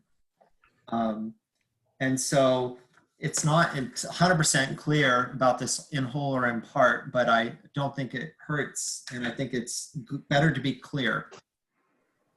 Yeah, I agree. I don't have any problem with that. The in whole or in part, I think that's a fine addition. Okay. Anything further on 7? Well, no, just that we're having the pin about adding recklessness. Yeah, but I think that circles back to the bigger discussion. Yes, and also the question of whether we should be including here conduct that violates the duty of loyalty. Yep. And then the next thing I would have us discuss is what is the content of the duty of loyalty. But I think there's the question of whether non-waivable obligations of loyalty can be nonetheless, relieved of liability if you breach whatever the non-waivable duties are. And I'm a general believer if you've breached your duty, there should be able to be a claim for that. So, to me, I would add in section 7 here, I would say, conduct that violates the duty of loyalty. Yeah. Does anybody have any concerns or thoughts about that? Because from a philosophical perspective, I do agree with Cody. Well, and to the extent that there's a limit that we get to on the duty of loyalty, that'll be dealt with elsewhere. I think to the extent that we decide there's a duty, if it's breached, there should be liability. Because they're the flip side of the same coin, but they are two different things. We're talking about the duty and liability for breach of the duty. Yeah. So I think that's good to add that because if we're going to limit or if we're going to provide for a waiver of some of the duty of loyalty, that'll be dealt with elsewhere. Yep. Oh, okay. So I would suggest that after the word involving, we add the words violation of the duty of loyalty. Yeah, because we're just talking about the consequence here. We're not talking about the other stuff that's elsewhere within the section, which I think would get to what Jeff is talking about. Does anybody have any concerns or issues with that? But if at least portion of the duty of loyalty does not exist because they've waived it, are you still saying that is basically the addition that we're contemplating stating it would be fine? I guess what I'm thinking, is it kind of a backdoor way of bringing a claim? If they waive a portion of the duty of loyalty and that's a waivable portion of the duty of loyalty, then they could also relieve and exonerate a person for liability. I mean, there wouldn't be a breach of the duty of loyalty. So if you're saying if you're adding duty of loyalty, should it have a word in front of it basically saying that non-waived duty of loyalty? Well, because I think that this is just talking about that which is going to be. I think this just asks the question, well, what is the duty of loyalty? And you'd go to other place to look for what is the duty of loyalty, which is going to be the operating agreement, if there is one. And if it's waived, a waivable part of the duty of loyalty, then there is no breach of the duty of loyalty there. You know, so I don't think that this will create any ambiguity. I don't think this will lead to the question of, can somebody be found liable for breach of a default rule that validly was waived by the operating agreement? I don't think that'll be a. I agree, but I'm going to suggest a language change in 7 because you suggested for conduct involving duty of loyalty, comma, bad faith, willful, intentional. I think maybe say relieve or exonerate, whole or in part, a person from liability for breach of a duty of loyalty or for conduct involving bad faith. In other words, I think we need to use the word breach of duty of loyalty. Oh yeah, no, what I had said that before. in there, Jeff. Yeah, okay. What I said before was liability for conduct involving violation of the duty of loyalty, comma, bad faith, and so forth. I like breach better than violation, but Wait, Breach is good. I don't like what Cody you just said because then violation goes to bad, willful, or yeah, intentional. he's okay with breach, so let's keep this train moving. All right. Well, again, okay. No, I think we're on the same place, and I think legislative council is going to have an opinion about this. So Okay, so then I think we're done with 7 at this point. And then I'm suggesting for the moment we don't do C8 because that relates to section 410, which we haven't covered yet. I think it makes more sense to keep with this concept of duty of loyalty and so forth and jump to section 105D. okay. So we'll come back to C8 next when we do. We'll come back to C8 when we talk about 410. Yeah. So we'll probably need to note that for the next meeting. Yeah, We might get to 410 today. I mean, that was part of. I'm hopeful. I'm optimistic. Let's just keep it going. Okay. So, on D, 105D, I am fine keeping it with D1, and D2, all just being as they are. D1A is same as current Oregon law, that's 63-155-10AB. That's a point that Valerie was mentioning earlier.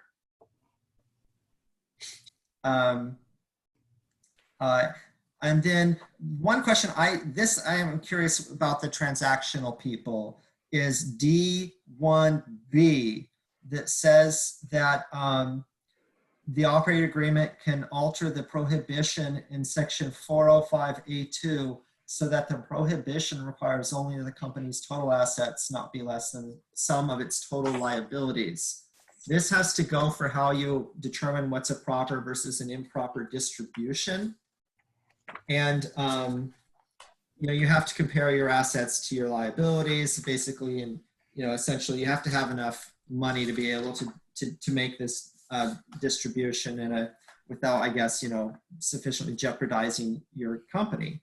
And 405A2 says that you can not make a distribution if afterwards the company's total assets would be less than the sum of its total liabilities plus the amount that would be needed if the company were to be dissolved or wound up to satisfy preferential rights upon dissolution. And this, I guess, this part of 105 would allow you to get rid of this preferential rights satisfaction element when you're calculating whether you can make a distribution or not. And frankly, that's something that I'm happy to defer to the transactional people. This is Jeff. I like D1 because when you look at 405A1, which is pay your debts, there's a distinction between cash flow, think real estate property, where you collect rent, and at a particular moment in the middle of the month when you've paid your debts, you may not have enough money in the operating account to be able to pay some expenses, but 15 days later, your tenant pays rent and you do. So this is kind of a cash flow issue when you look at 405A1, whereas A2, you would not be deemed insolvent because your assets still exceed your liability. Right. So I think in certain types of entities, particularly real estate holding companies, you need the flexibility to waive 405A1 because from a cash flow perspective, you may not at a moment in time be able to pay your debts, but you're not insolvent. Your assets exceed your liabilities. Actually, I don't think that's what this says, though, Jeff. I think what it says is, I don't think you can alter A1. I think what it does is it says you can alter A2 in section 405. Yeah, it's section 2. And when you alter A2, what you can do is just require that assets exceed liabilities, not have it be assets exceed liabilities plus what you have to pay for preferential distributions. So what it does is it allows you, as long as the company remains solvent, to make non-preferential distributions before preferential distributions amongst your members. That, I think, is entirely between the members, and as a creditor's rights lawyer, I really don't care. I agree. I misread that. Yeah, it's unfortunate because I think my point on A1 is still valid. I'm going to have to arm wrestle you for that one, Jeff, because, distributions to members, if you're not able to pay your debts as they come due, you just have to wait and make them after your next set of income comes in. Yeah, but distributions don't necessarily mean just cash. They could mean Not other the fight we're having right now, people. Okay. Yeah, I'm sorry, I popped in. I've been gone for an hour. Didn't we already do 405? Yes, not the argument we're having right now. I'm like a deja vu all over again here. You guys, I actually really like it and almost think it's necessary because there will be times where every investor who funds a company, let's say it is a real estate investment and you've got a manager and you also have investors who put all the money in to fund the investment. If they want to get a cumulative return or return every year at 5%, without this addition in D1B, they wouldn't be able to make a distribution until they could essentially provide the entire investment back, assuming that investment has a preferred return. Yes, I agree with you, Cliff. Yeah, I think that's fine because it really only goes as between members. And frankly, sometimes maybe you want to just pay a distribution to somebody to get them to sit down and shut up or deal with their problems. So I think it's fine. Okay. So as I hear it, D1, everyone just agrees to. Yes. All right. So then that brings us up to the main event, which is, or no, not the main event yet, but D2. Does everyone agree to D2? This is that part about how you can have certain members be responsible for certain categories of like operation of the business, and then other members are not responsible for that area of operation, and therefore, this allows you to say, well, if they're not responsible for that aspect, then they don't have duties related to that aspect. We already agreed to that concept before in Article 4, and so I think this is a corollary of that. Yes, I agree. It seems like everyone agrees with that. And now we are on D3, Oh, there's that word again, manifestly. manifest and reasonable, which we'll keep as is. And now we go to, this is about the duty of loyalty. And they say that you may alter or eliminate they say that the operating agreement, let's see here, if not unreasonable, yeah, you can alter or eliminate the aspects of the duty of loyalty stated in section 409B and I, which is the duty of loyalty. That's not like parts of it. That is the whole duty of loyalty that you can get rid of here. When they mention 409B and I, B talks about the duty of the members in a member managed LLC, and I talks about when there's a manager managed. And for the most part, the standard is the same, and it includes the duties to account to the company and hold as trustee for it any property, profit, or benefit derived by the member in the conduct or winding up of the company's activities and affairs, from appropriation of company opportunity and use by the member of the company's property, to refrain from dealing with the company in the conduct or winding up of the company's activities and affairs as or on behalf of a person having an interest adverse to the company, and to refrain from competing with the company. So, you know, that is, and so what they're essentially saying is you can completely eliminate the duty of loyalty under ROLCA, which I'm against. I think that is essentially Wild West world, when you can just do whatever, you know, you can totally ignore your fiduciary duties. You can agree to get rid of them, and you know, this is where you're stealing from your business partner and stuff like that. You know, as a plaintiff bringing these kinds of claims, duty of loyalty is generally a much stronger, better claim than the duty of care claim, because like we talked about before, you know, it's not usually negligence. It's, you know, it's a breach of the duty of loyalty to steal from your business partner and appropriate these opportunities and things like that. So Can we call it the anyway, I Wild know that East? others may have different views. I just want to call it the Wild East. The Wild East. There is Noted. nothing west about Delaware. Okay. So, I mean, I think this is a pretty material change from where we are with the current Oregon statute. It is. It's a big change from current Oregon law.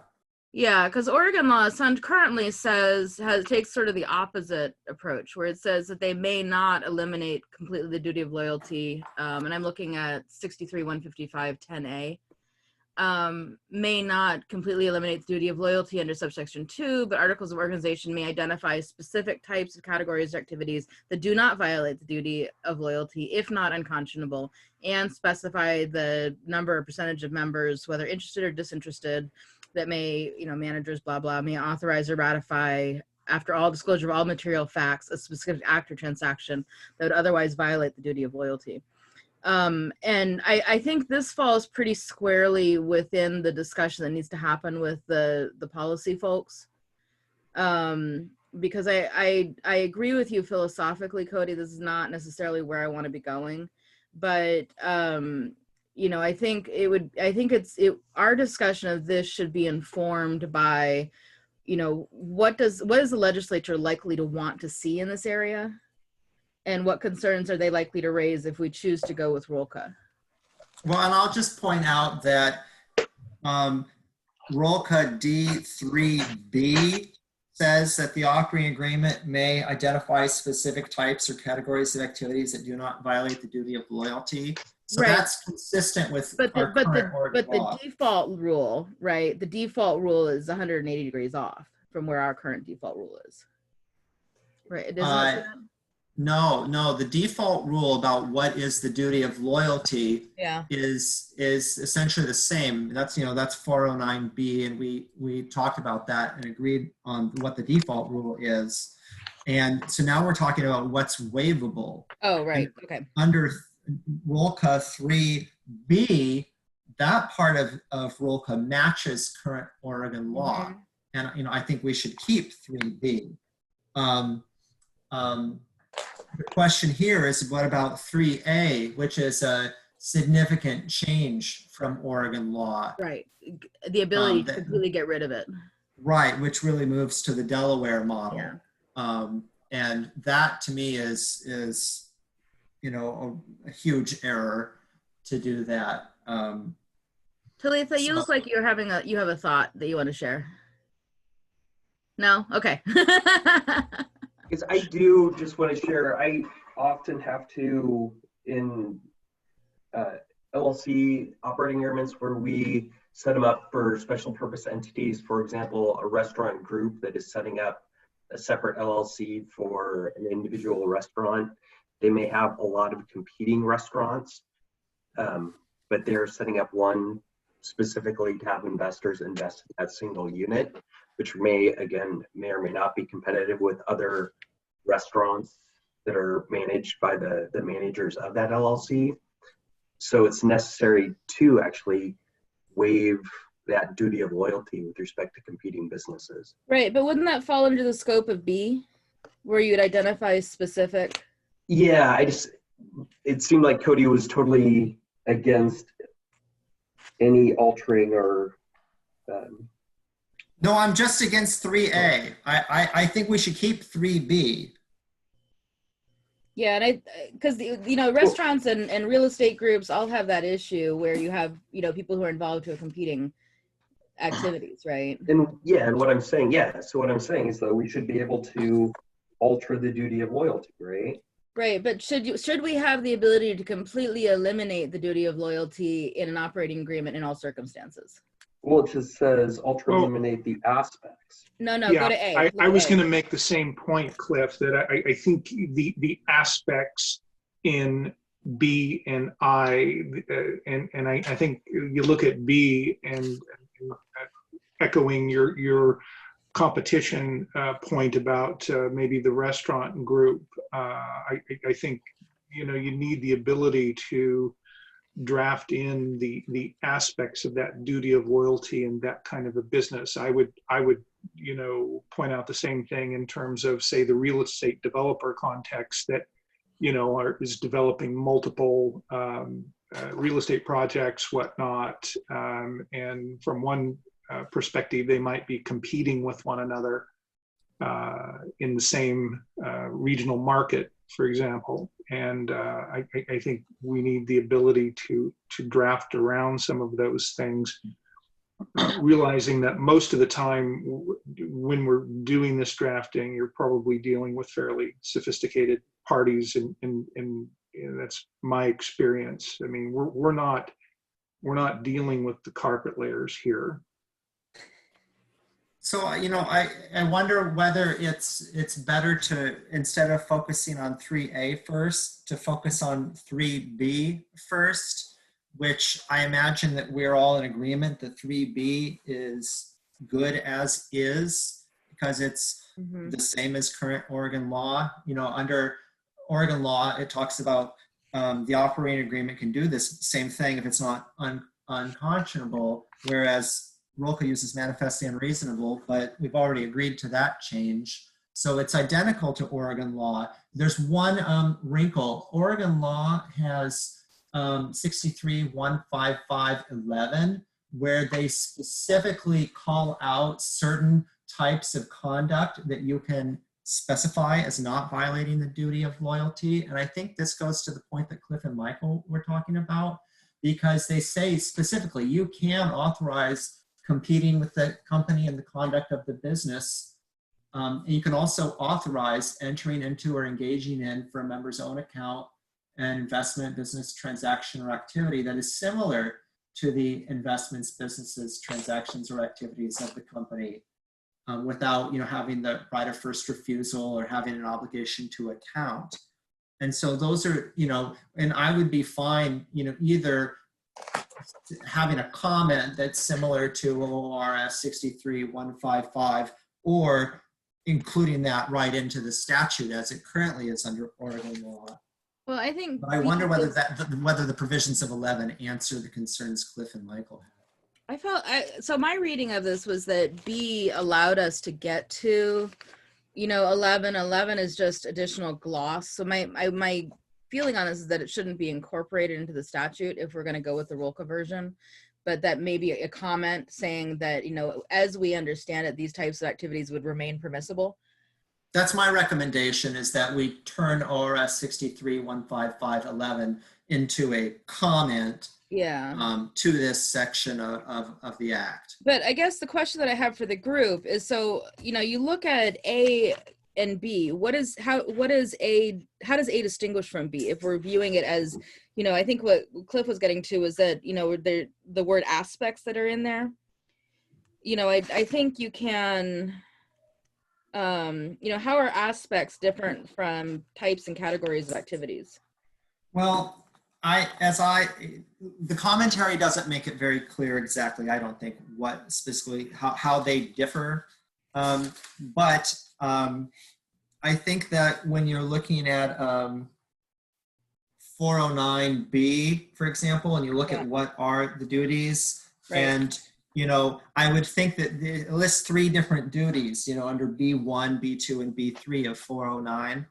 And so if you can alter or eliminate the aspects, I would think you could just, get rid of the prohibition on refraining from competing with the company and the conduct of the company's activities and affairs. That would be right. But I mean, that's a category of activities, right? That doesn't get to a distinction for me between A and B. Well, you could also, you could alter. I mean, you could.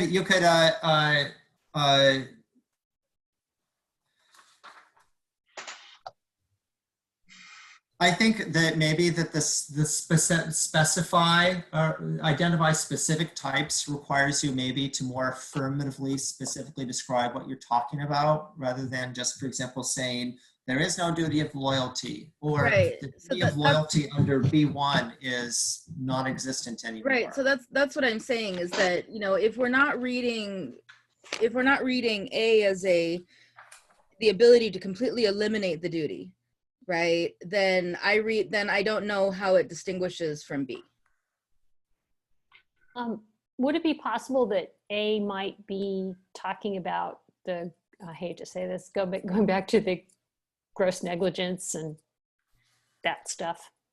I mean, I don't know what aspects mean, and maybe that's something we should consider. If we don't know what it means, maybe we shouldn't have it. Or maybe we could do some additional research into whether a court has ever interpreted that word in this context. Because it's a list of stuff, right? And we can put additional stuff in the comments about what activities we think would be permissible. But, I read A as if it doesn't include everything, saying, okay, you can go do whatever you want and you disloyal bad person, then I don't know why we'd have it there. Valerie, I hear what you're saying, but it is subject to the manifestly unreasonable standard. And I think the scenario you just laid out would be manifestly unreasonable. So I don't think you can cut off completely the duties of loyalty. So I think there, in the real world, there's a lot of practical issues here that need to be drafted in to operating agreements that deal with, I guess, the kinds of businesses that Cliff and I have referred to. Mm-hmm. The real world really requires that we have the ability, freedom of contract, to draft into some of those issues. But realizing that there's no way that you're just going to say there's no duty of loyalty, because I think a court would have no problem finding that. No, I don't disagree with you, Michael, but I don't understand, given that interpretation, how are we distinguishing A from B? Like, what does A add to the discussion that B doesn't already bring to the table to make completely? Well, I think it's broader than B. Okay. So I think it has to be read that way, because otherwise it would be like you're talking about, Valerie. I mean, the fact that B is there indicates A must be broader than B, right, allowing for more waiver than B does. Right. But if you're allowing people to waive any activities. You know, are we permitting bad thoughts here? No. Activities, not thoughts. No, I understand, but I mean, so if B has all the activities, you can say you can do this, you can do this, you can do this, and you can do this, right? So what is broader than that? You know, it may be more about affirmative statement requirement in a sense, or more being explicit about what it is that you can do, rather than sort of negative pregnance saying, you know, you can't just I don't think under B you could just say we authorize everything. I think you have to sort of specify what exactly is being authorized. Yeah, I agree. Or alternatively, if B is as broad as you're saying, you could identify everything, then it does make A totally redundant. Principles of statutory construction, you should read statutes so as that to not nullify them. So it must mean something. We just don't know what it means. Right. And I mean, I don't read B, and I think that ROLCA people don't read B as authorizing you. And I know what Michael's saying, how it's all subject to manifest and reasonable standard. But at the same time, I don't think, given that A exists, I don't think B means you can eliminate the duty of loyalty, for example. Right. So does A mean that you can eliminate the duty of loyalty? Well, it does. Again, subject to manifest unreasonableness review, which I still think, given our case law research, there are not going to be many provisions that are failing that test, probably. You know, I mean, I think it's going to be a tougher test. You know, and I think it's moving toward the more Delaware model. And I think as I read A, 3A, that's Delaware zone, and 3B is the Oregon zone. Are they incompatible zones?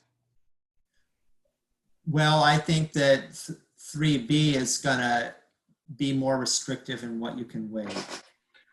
I just looking at 3B and then popping over to 409 B1A, I think those two track one another. B1A and says in the conduct of winding up, the conduct or winding up of the company's activities and affairs. I mean, that seems to parallel 3B more. I just think there's aspects here, again, in the real world where there are certain specific situations where I think business needs to be able to draft around some of these issues in a particular factual context. You know, right, but I guess I'm curious if we got rid of A and we kept B, which is what we currently have under current Oregon law. I mean, are there aspects of the duty of loyalty you feel unable to waive right now that your clients need to be able to waive so they can have the one person be manager of 3 different restaurant companies? We're never telling you, litigator person. I mean, I think over in ORS, the sub 11 that we've been talking about actually, you know, is more expansive than 3B here. It gives us some parameters. And I'm familiar with those, and you know, the kinds of situations that I'm thinking of, sub 11, you know, is what we're looking at in drafting those provisions. And I've never really had a problem finding a balanced, reasonable standard to put in an agreement. Right, but I think, you know, we could so the things that are, I guess where I'm getting with this is that, you know, if we can waive any action related to the duty of loyalty in B, right? You know, what are we adding to the discussion but with A? I think, you know, I've been struggling with what this means too. And I think it comes down to, A says that you can wholesale get rid of types of or issues of the duty of loyalty. So like under A, for example, you could get rid of the duty to account to your partners. You could just get rid of it altogether. I think what B says is you can also identify specific things that don't violate the duty of loyalty, like having other restaurants. which I think is a very good thing that we need to address and current law does and we ought to keep. And then I think it's saying you can alter the duty of care, but you can't get rid of bad faith, willful misconduct. We did that. And then it says you can't get rid of any other fiduciary duty. So I think the difference between A and B is A says you can get rid of duties of loyalty wholesale. B says you can keep them wholesale, but just identify specific exceptions to them. Yes, I agree. Or you can go on, or you can go on. Yeah, And I mean, I think the discussion, Teresa, though, is what Michael was saying earlier about, you know, in what situation is a court likely to say that getting rid of the duty of loyalty wholesale is reasonable? You know, because I think A is a much bigger bucket, but I think it's a policy question about whether we want to have if we want to give drafters the ability to wholesale get rid of the duty of loyalty. And can anybody come up with for me as an example of a duty of loyalty that you would get rid of wholesale that you would think would be reasonable? I mean, for example, it would be reasonable to get rid of the duty of that person to account to its partners or to its co-owners because in this particular, I mean, I'm having a hard time imagining an example where I think it would be okay to get rid of that duty. Right. So do we hear one?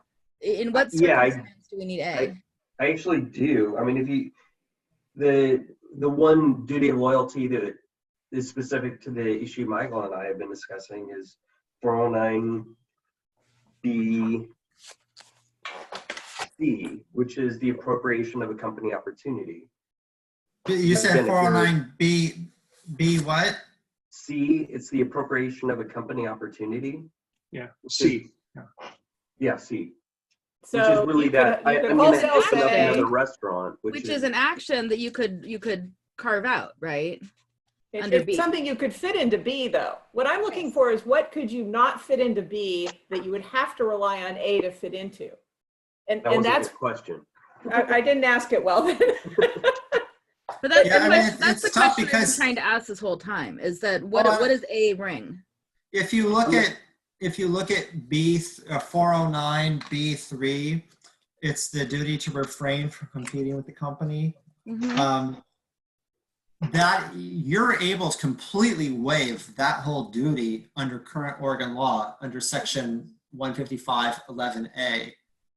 And so that does beg the question, if there's only 3 duties of loyalty and you can completely delete one under this specified categories standard, then, you know, perhaps you could delete completely the other 2 aspects of the duty of loyalty under our, you know, current law. I don't know that you could or could not. You know, it's certainly going to be subject to this manifest unreasonableness test. Yeah. But And I just want to point out, and I'm sure probably we've pointed this out before, that the ORS 11 says including but not limited to. So Right. it's not only those things that are listed. It could be other things as long as they meet that standard, which I have to look at because I can't remember. Which is very broad. Yeah. But unconscionable. Yeah. So I guess the question to the group is, do other people read sub A as saying you can completely eliminate the duty of loyalty, either with respect to everybody or with respect to certain individuals? Because I think sub B talks about specific activities, you know, so the things that are called out in 409, you know, on page 108, you know, they're all actions. They're all things that, you know, 11 right now would capture. An aspect I would point out here is when you're over at 409 in this sub C, the appropriation of a company opportunity. I don't see that fits well into 3B because I don't think that's an activity. I think that's a, you know, a prospective opportunity that hasn't blossomed into anything perspective, you know, and I think, you know, following on Cliff's example, if you have a company that's, you know, it's a restaurant, it's a one-off, you know, opening up a competing restaurant that's 6 blocks away could be, or acquiring one could be a company opportunity. Right. But I think just the existence of the opportunity is not necessarily an activity. So No, I but think, what we're objecting to in 409 is the appropriation, right?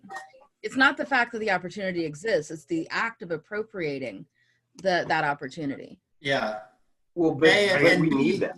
I'm I just guess I curious. read B narrower than that. But what are you doing now? Because that text from the roll cup, both the word activity, and the content of this non-appropriation duty, that's current Oregon law. And so I'm just curious, what are you doing now for those restaurateurs? All of these are being formed in Delaware. Are they? Well, I There's think a reason. Oregon has scared me off on these points. 11 allows us, I think, a fair bit of flexibility in the drafting. And sub B here, 3B is a lot narrower than 11 in the ORS, frankly. Well, but it's the same. 11 is the introduction of 11. It makes clear it's just an elaboration of the sub B standard. Yeah. I think, although I can't really say that I definitively know what A means, I think it's reasonable that it may mean what Valerie has suggested, that the duty of loyalty could be completely eliminated. And it seems to me that the only benefit that gives is what I might call sloppy drafting on an LLC agreement, that all you just have to say is, forget it, we don't have any duty of loyalty. Whereas B and also the ORS 11 encourages more thoughtful drafting of an LLC agreement. And of course, this is a default provision anyway, right? It's this, so I'm sort of leaning towards, and I think, Cody, this is what you recommended, getting rid of A. Yeah, and I'll note the commentary at the bottom of page 34 with regard to A. It says, subject to the not manifestly unreasonable standard, this paragraph empowers the operating agreement to eliminate, italicize, all aspects of the duty of loyalty listed in section 409B. I think that they're clearly contemplating that, 409, they're contemplating that D3B doesn't allow you to do that. I think they're clearly contemplating that A is allowing for a much broader waiver than B does. And when they're talking about, and they're emphasizing all aspects of the duty of loyalty, that's just really broad, and that's a significant change in Oregon law. And as I understand it, Cliff, I guess, is sending restaurateurs to Delaware law. Michael thinks that the restaurateurs are okay under current Oregon law with 155, 10, and 11. So I kind of feel like we may do best here also with regard to getting it through the legislature to sort of keep what current Oregon law says rather than adopt this really broad Wild East standard. Well, I think we could have discussion about and find a middle ground. I agree that it's probably more aggressive than current Oregon law, but completely eliminating it, I think, removes aspects that freedom of contract really reasonably requires. So there could be a middle ground there, but I just in good conscience can't agree just to a complete elimination, hard stop period. Of A. I would agree. We need to keep A to some degree, even if just to make it consistent with, what Oregon law is now. I would hate not to be able to, and I agree with the one comment made. It's B is more of a drafting nightmare as opposed to A. A would be a lot easier. But I think for us to be competitive with other states, say Delaware in this regard, you have to be able to alter the duty of loyalty in some manner. So, right. But that's and I don't know whether B gets us there, frankly. So California has the equivalent of what current Oregon law has, that you can specify the type cert categories, but they don't have this. They don't have an wholesale equivalent waiver. 105.3A. Yeah. So can I say something? So, I think if we're going to recommend to go with A including the language that's currently in A, which, you know, I agree with Cody's recommendation to get rid of it because I don't think I don't like the idea of being able to completely waive the duty of loyalty, but I think that's a question that we have to take to our sort of political think group people that we're going to be taking the other question to as well. I don't think it's a determination that we can necessarily make right now because we don't know how the legislature is likely to react to that sort of policy decision, because it is a broader, it would be a much broader standard. So what I would suggest is that we include this in the language that we're going to put before the 5 or 6 people and just get their read on it and circle back to this as a group once we have more information. Well, and That I really sounds- like oh, I'm sorry, Michael. I really like the idea that someone said at some point of maybe if we do decide to move away from the ORS language in paragraph 11, that we include it as a comment. Yes, I agree. Michael, you had something? Well, I was just going to ask the group if in 3A the word eliminate was not there. Because most of the situations that I'm referring to, I just don't think that we're eliminating the duty of loyalty, but we're altering it in a very specific way so the parties understand what the rules of the game are.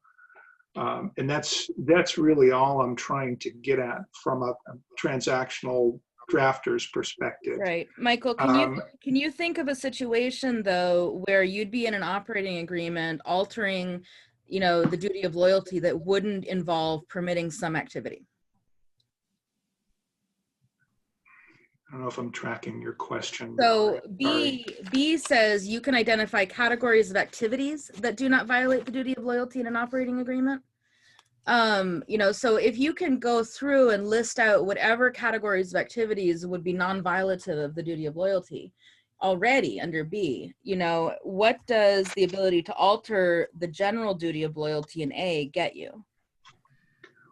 Well, because I think I it's guess I'm bad just not reading B that broadly because the drafters of ROCA, why would they, if it was really that broad, why would they even have included A? Good question. You know, I'm reading B a lot narrower than you are. But you know, that I think the word eliminate is super, super important in A. We can't just disregard it. So I just posed the question, is it yeah. eliminate that's really giving folks consternation? That's for me a big problem, but for me that's, I guess, in part not the fullness of the issue, because I grant you, I think it's very hard to tell exactly where B ends and A begins, yeah. Even under just alter of A. But what I like about B is it kind of requires, it's like a clear statement rule. If you're going to free up your business partner to be able to engage in conduct that normally would violate the duty of loyalty, then you kind of need to specify what it is that they're going to be able to do. Whereas I read A, even if it's just altering, to just kind of, you can just kind of just sort of, you know, in one sentence, just carte blanche kill duty of loyalty, or nearly kill it, even if you're not allowed to fully eliminate it under that section. And I much prefer sort of what I view as more of a clear statement rule where you're having to really specify what it is that you can do. And not that it has to be so detailed, but I think ORS, you know, subsection 11 there gives examples of language you can put into an operating agreement to effectuate your waiver of duty of loyalty under B. I guess I've been on several calls where we are negotiating agreements, and you know, even other counsel from other jurisdictions will fully just demand, because they don't want to have to deal with it with like a wholesale elimination of certain duty of loyalty rights, and specifically looking at like this company opportunity issue, just because with these special purpose entities, they just don't want to have any questions surrounding it. Yeah. This is the reason for the entity. You guys, it's you know, if we compete in any other respect or in everything, we, you know, it just provides comfort to those parties who are creating those entities. Which I think absolutely, Cliff, is the point of A, right? But I think that that's the policy question that has to go to our sort of political people is, do we want to allow Oregon entities to be able to do that? Okay. You know, and I will, you know, echo what Cliff just said. I mean, what he's describing is a lot of real world stuff. And I can tell you that it could be one of the issues that in a lot of fairly substantial businesses, they're going to go off to Delaware or someplace else. Yeah. So you just realize maybe the consequences of the action here. Yeah, So I don't disagree with that. Sorry, David, you were saying? Oh, I concur with that entirely. So yeah, with what Michael said. Yeah, and I think this goes back to the point that Ruth was making about economics and, you know, fees and whatnot. I mean, that's not the only issue, but it's an ancillary issue that I think you have to take into account here. Right, but if we're thinking about it from a political perspective, we can't do this now in Oregon. This would be a change to Oregon law to allow you to completely waive the duty of loyalty in an Oregon LLC. So there's no revenue cost. There might be a revenue benefit to, you know, but, you know, so your point is taken, but I think if we're thinking in terms of cost right now, I don't think there's a cost, and it'd be difficult to quantify the benefit because I think these, you know, I don't know if we can figure out how many special purpose entities Oregon lawyers are setting up in Delaware. Could this be a conflict of laws issue? How so? Well, I mean, do we want to encourage Oregon LLCs versus LLCs formed in other states, because then we can more reliably ensure that any issues are going to be raised in Oregon courts? I don't know. I think it's more about where they'll get formed. And, you know, I think that for every difference we have from Delaware, where we sort of demand more of people than Delaware does, is going to, you know, all else equal, indicate someone would rather form their company in Delaware, which, you know, can raise the specter that Oregon is not as business friendly and may reduce potential revenues from corporate filings. But then you weigh that against what standard, you know, what kind of state do we want to be, what standards of conduct we want to have people adhere to.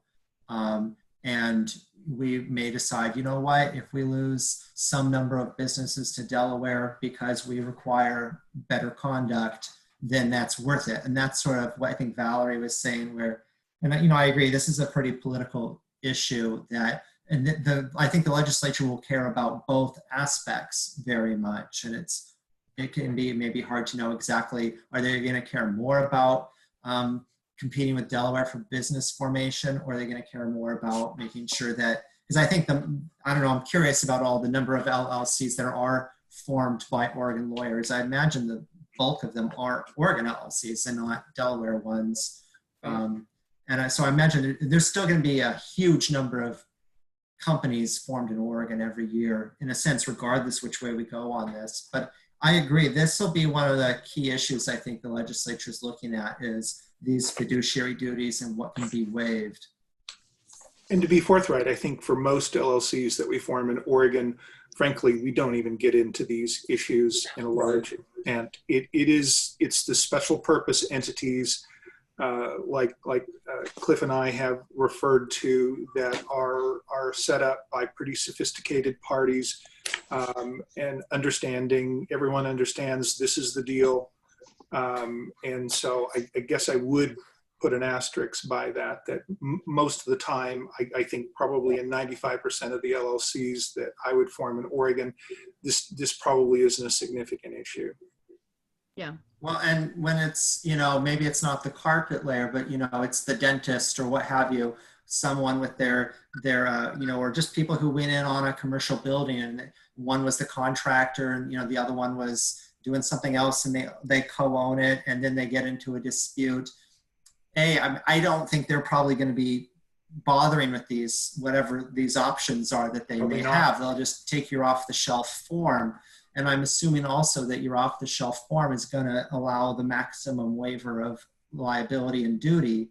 And so I don't think, I just think that most people are not thinking about it. And the few that are, to me, they would be the exception rather than the rule. I mean, in other words, I don't think it'll be such a revenue difference whether we adopt A here or not. But I think it's a significant change for all the regular people with regular companies in Oregon, which is the vast bulk of them. And even the people I've seen who are sophisticated and adopt the maximum waivers, they like it because it's fun and it's exciting. But then when they have a problem and then you tell them you waived everything, you don't have any rights here. They're like, huh? You know, wait a minute, I didn't want what I signed up for, you know. Yeah, I wanted the cheap roller coaster ride that had no brakes, and it turns out now that I'm on it, I wish I hadn't gone on. Yeah. I think that's really what this comes down to, is not whether we're making a rule for the few but sophisticated cases. I think it's whether what we're making is the general rule for most cases. And I think Cody's point is valid, that if we allow people to wholesale waive aspects of the duty of loyalty, then that's going to become everybody's standard form. And then the unsophisticated people are going to get stuck with it, because that's going to be the standard form that's out there on the internet, or that's out there with the lawyers who do this along with 17 other practice areas and are just pulling a form from a forms bank and not really thinking through any of these issues. And so I would tend to favor getting rid of A, because I don't think it's consistent with where we are as a state. Although I do think it's valid to find out politically what the temperature is for making this change, whether people really want us to become like Delaware, or they want to keep us kind of the way we are in Oregon. And I think that the legislature also would probably benefit from the viewpoints, right? And the experience of practitioners, because they may not have that knowledge, right? They may just have kind of a knee-jerk type reaction. Yeah, of course. I mean, I think any of these discussions have to happen in context and with education, right? Because they're not dealing with us on the day-to-day basis. So I also really quick. Oh, Valerie, please. Mine was on point. It was on point. I just want to make sure that everyone. Really I will reach out to the policymakers and the folk of the legislature, but I think it's also important to realize that this project is long-term enough that we are likely going to get another shift in power in Oregon before we actually bring this to the legislature.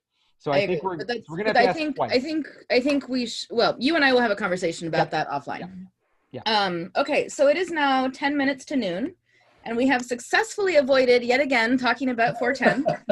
Can I just say, I know we'll have to talk about 410 next time, and maybe we don't have time to do this one last clause before we get there, but the only other part we haven't addressed is 3D, where you can operate, the operating agreement can allow you to alter or eliminate any other fiduciary duty.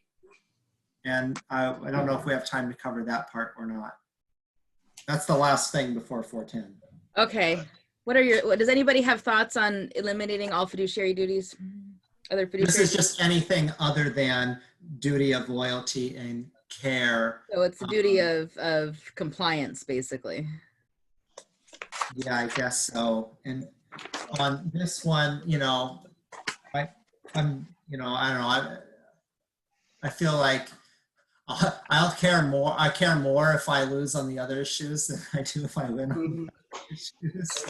But I'm not sure why, again, why we should allow them to be totally deleted. So I would sort of recommend killing D, or at least getting rid of the word eliminate. So I guess the question is, can we identify what those other duties are? No, there's no comment. Rolka doesn't have a comment on that. Right, no comment on it, yes. I wonder if they intended to recognize the possibility that some of the states looking at this might have acknowledged other duties and just left that as a placeholder for those states to be able to keep their existing duties or not. I mean, I don't know if we have any other ones other than care or loyalty in Oregon. Just 'cause my I understanding don't know. is that we have Fair fiduciary dealing. compliance, which means basically that the fiduciaries of the LLC will follow the law. Or I think maybe sometimes there, I want to say that there was some discussion maybe like in 410 talking about you might have a fiduciary duty to provide information and records to your business partners. You know, for example, you know, if you're all going to vote on something and you conceal information that's pertinent to the vote, that may potentially be a violation of some kind of a fiduciary duty. I'm not, they clearly aren't, I mean, they don't, the fact that they didn't have a comment, I'm not sure what they're thinking about. I'm not sure what the other fiduciary duties are necessarily. Normally, at least under Oregon law, fiduciary duty is the duty of loyalty. That's like the core duty of the fiduciary. Yeah, as a practical matter, has anybody ever drafted an operating agreement that changed something other than duty of loyalty or duty of care? The only other thing I can think of is good faith and fair dealing, but that's not a fiduciary duty. That's a contractual duty. If we're interpreting the, I guess, dissemination of information as a form of fiduciary duty, then the answer is yes. Have drafted provisions to that effect. I wouldn't have a problem, frankly, striking eliminate. I'm grappling as to really what the drafters of BROCA were getting at there, though. There's no comment, so we're sort of left hanging as to what this really means. Oops, I muted myself. And also, I feel like I finally caught my tail at this point, but if you look at C5, which says you cannot alter or eliminate the duty of loyalty or the duty of care except as otherwise provided in D. And then we've been going through D, and it looks like D is just wide open. So well, no, I mean, it's stuff outside the duty of loyalty and duty of care, right? So other fiduciary duty. Yeah. No, I know that, but A, as we pointed out in D3A, just basically said you can eliminate it completely. No, but right, but so that's the duty of loyalty. So if you say, yeah, but if you say you can, I guess, so maybe in C5, the only thing that's really important is alter or eliminate the duty of care, because D does say, if you read D3A the way that we've been talking about it, it says you can eliminate the duty of loyalty. So reading the two together, C5 says you can't alter or eliminate the duty of loyalty except as provided in D, and then D3A says, but you can eliminate it. But we're talking about D3D right now. Yeah. Right? Yeah. So. Oh, well, D3D, yeah, okay. Yeah. That's different. Yes. So with respect to D3D, do we want to do a little bit more investigation to see if there's any other fiduciary duties that we should be worried about in Oregon? I'm wondering if it's getting at the like duties of good faith and duties of prudence and disclosure. I think that's the likeliest stuff. Isn't that contractual though? I didn't think that was fiduciary. I just did a search Cornell's website, and they list those three as three separate fiduciary duties. Duty of good faith, I mean, that is a separate duty, although I didn't know if it'd fall under care or loyalty, but according to Cornell's site, it does. Duty of confidentiality, which is a corporation's directors and officers must keep corporate information confidential and not disclose it for their own benefit, which I could actually see reasons why, especially with special purpose entities, why they would want to eliminate that obligation to the extent it exists under Oregon law. I think that we're not going to come to a conclusion about this, and I'd like to have us do a little bit more digging. So next time we are going to start with what we find out from various political types. And then we are finally going to talk about 410. Okay? Because I'm super excited that we're finally going to get to talk about 410. And Cody has kindly agreed to lead that discussion. And then hopefully also next time we're going to start section 5. So so that's the plan. We have an August meeting on the calendar. August 12th. Yeah, August 12th. Okay, and then let's talk about September because I'd like to have us be 2 out. Okay. Did we decide Thursdays work better? What does the 10th look like for people? You know, every day runs together now. Great. It works 10th for is me. good. I'm just saying, so my grandmother turns 100 on September Whoa. 5th. Oh my So Lord. I'm going to be out for the prior week. So let's tentatively put it on the 10th. Okay.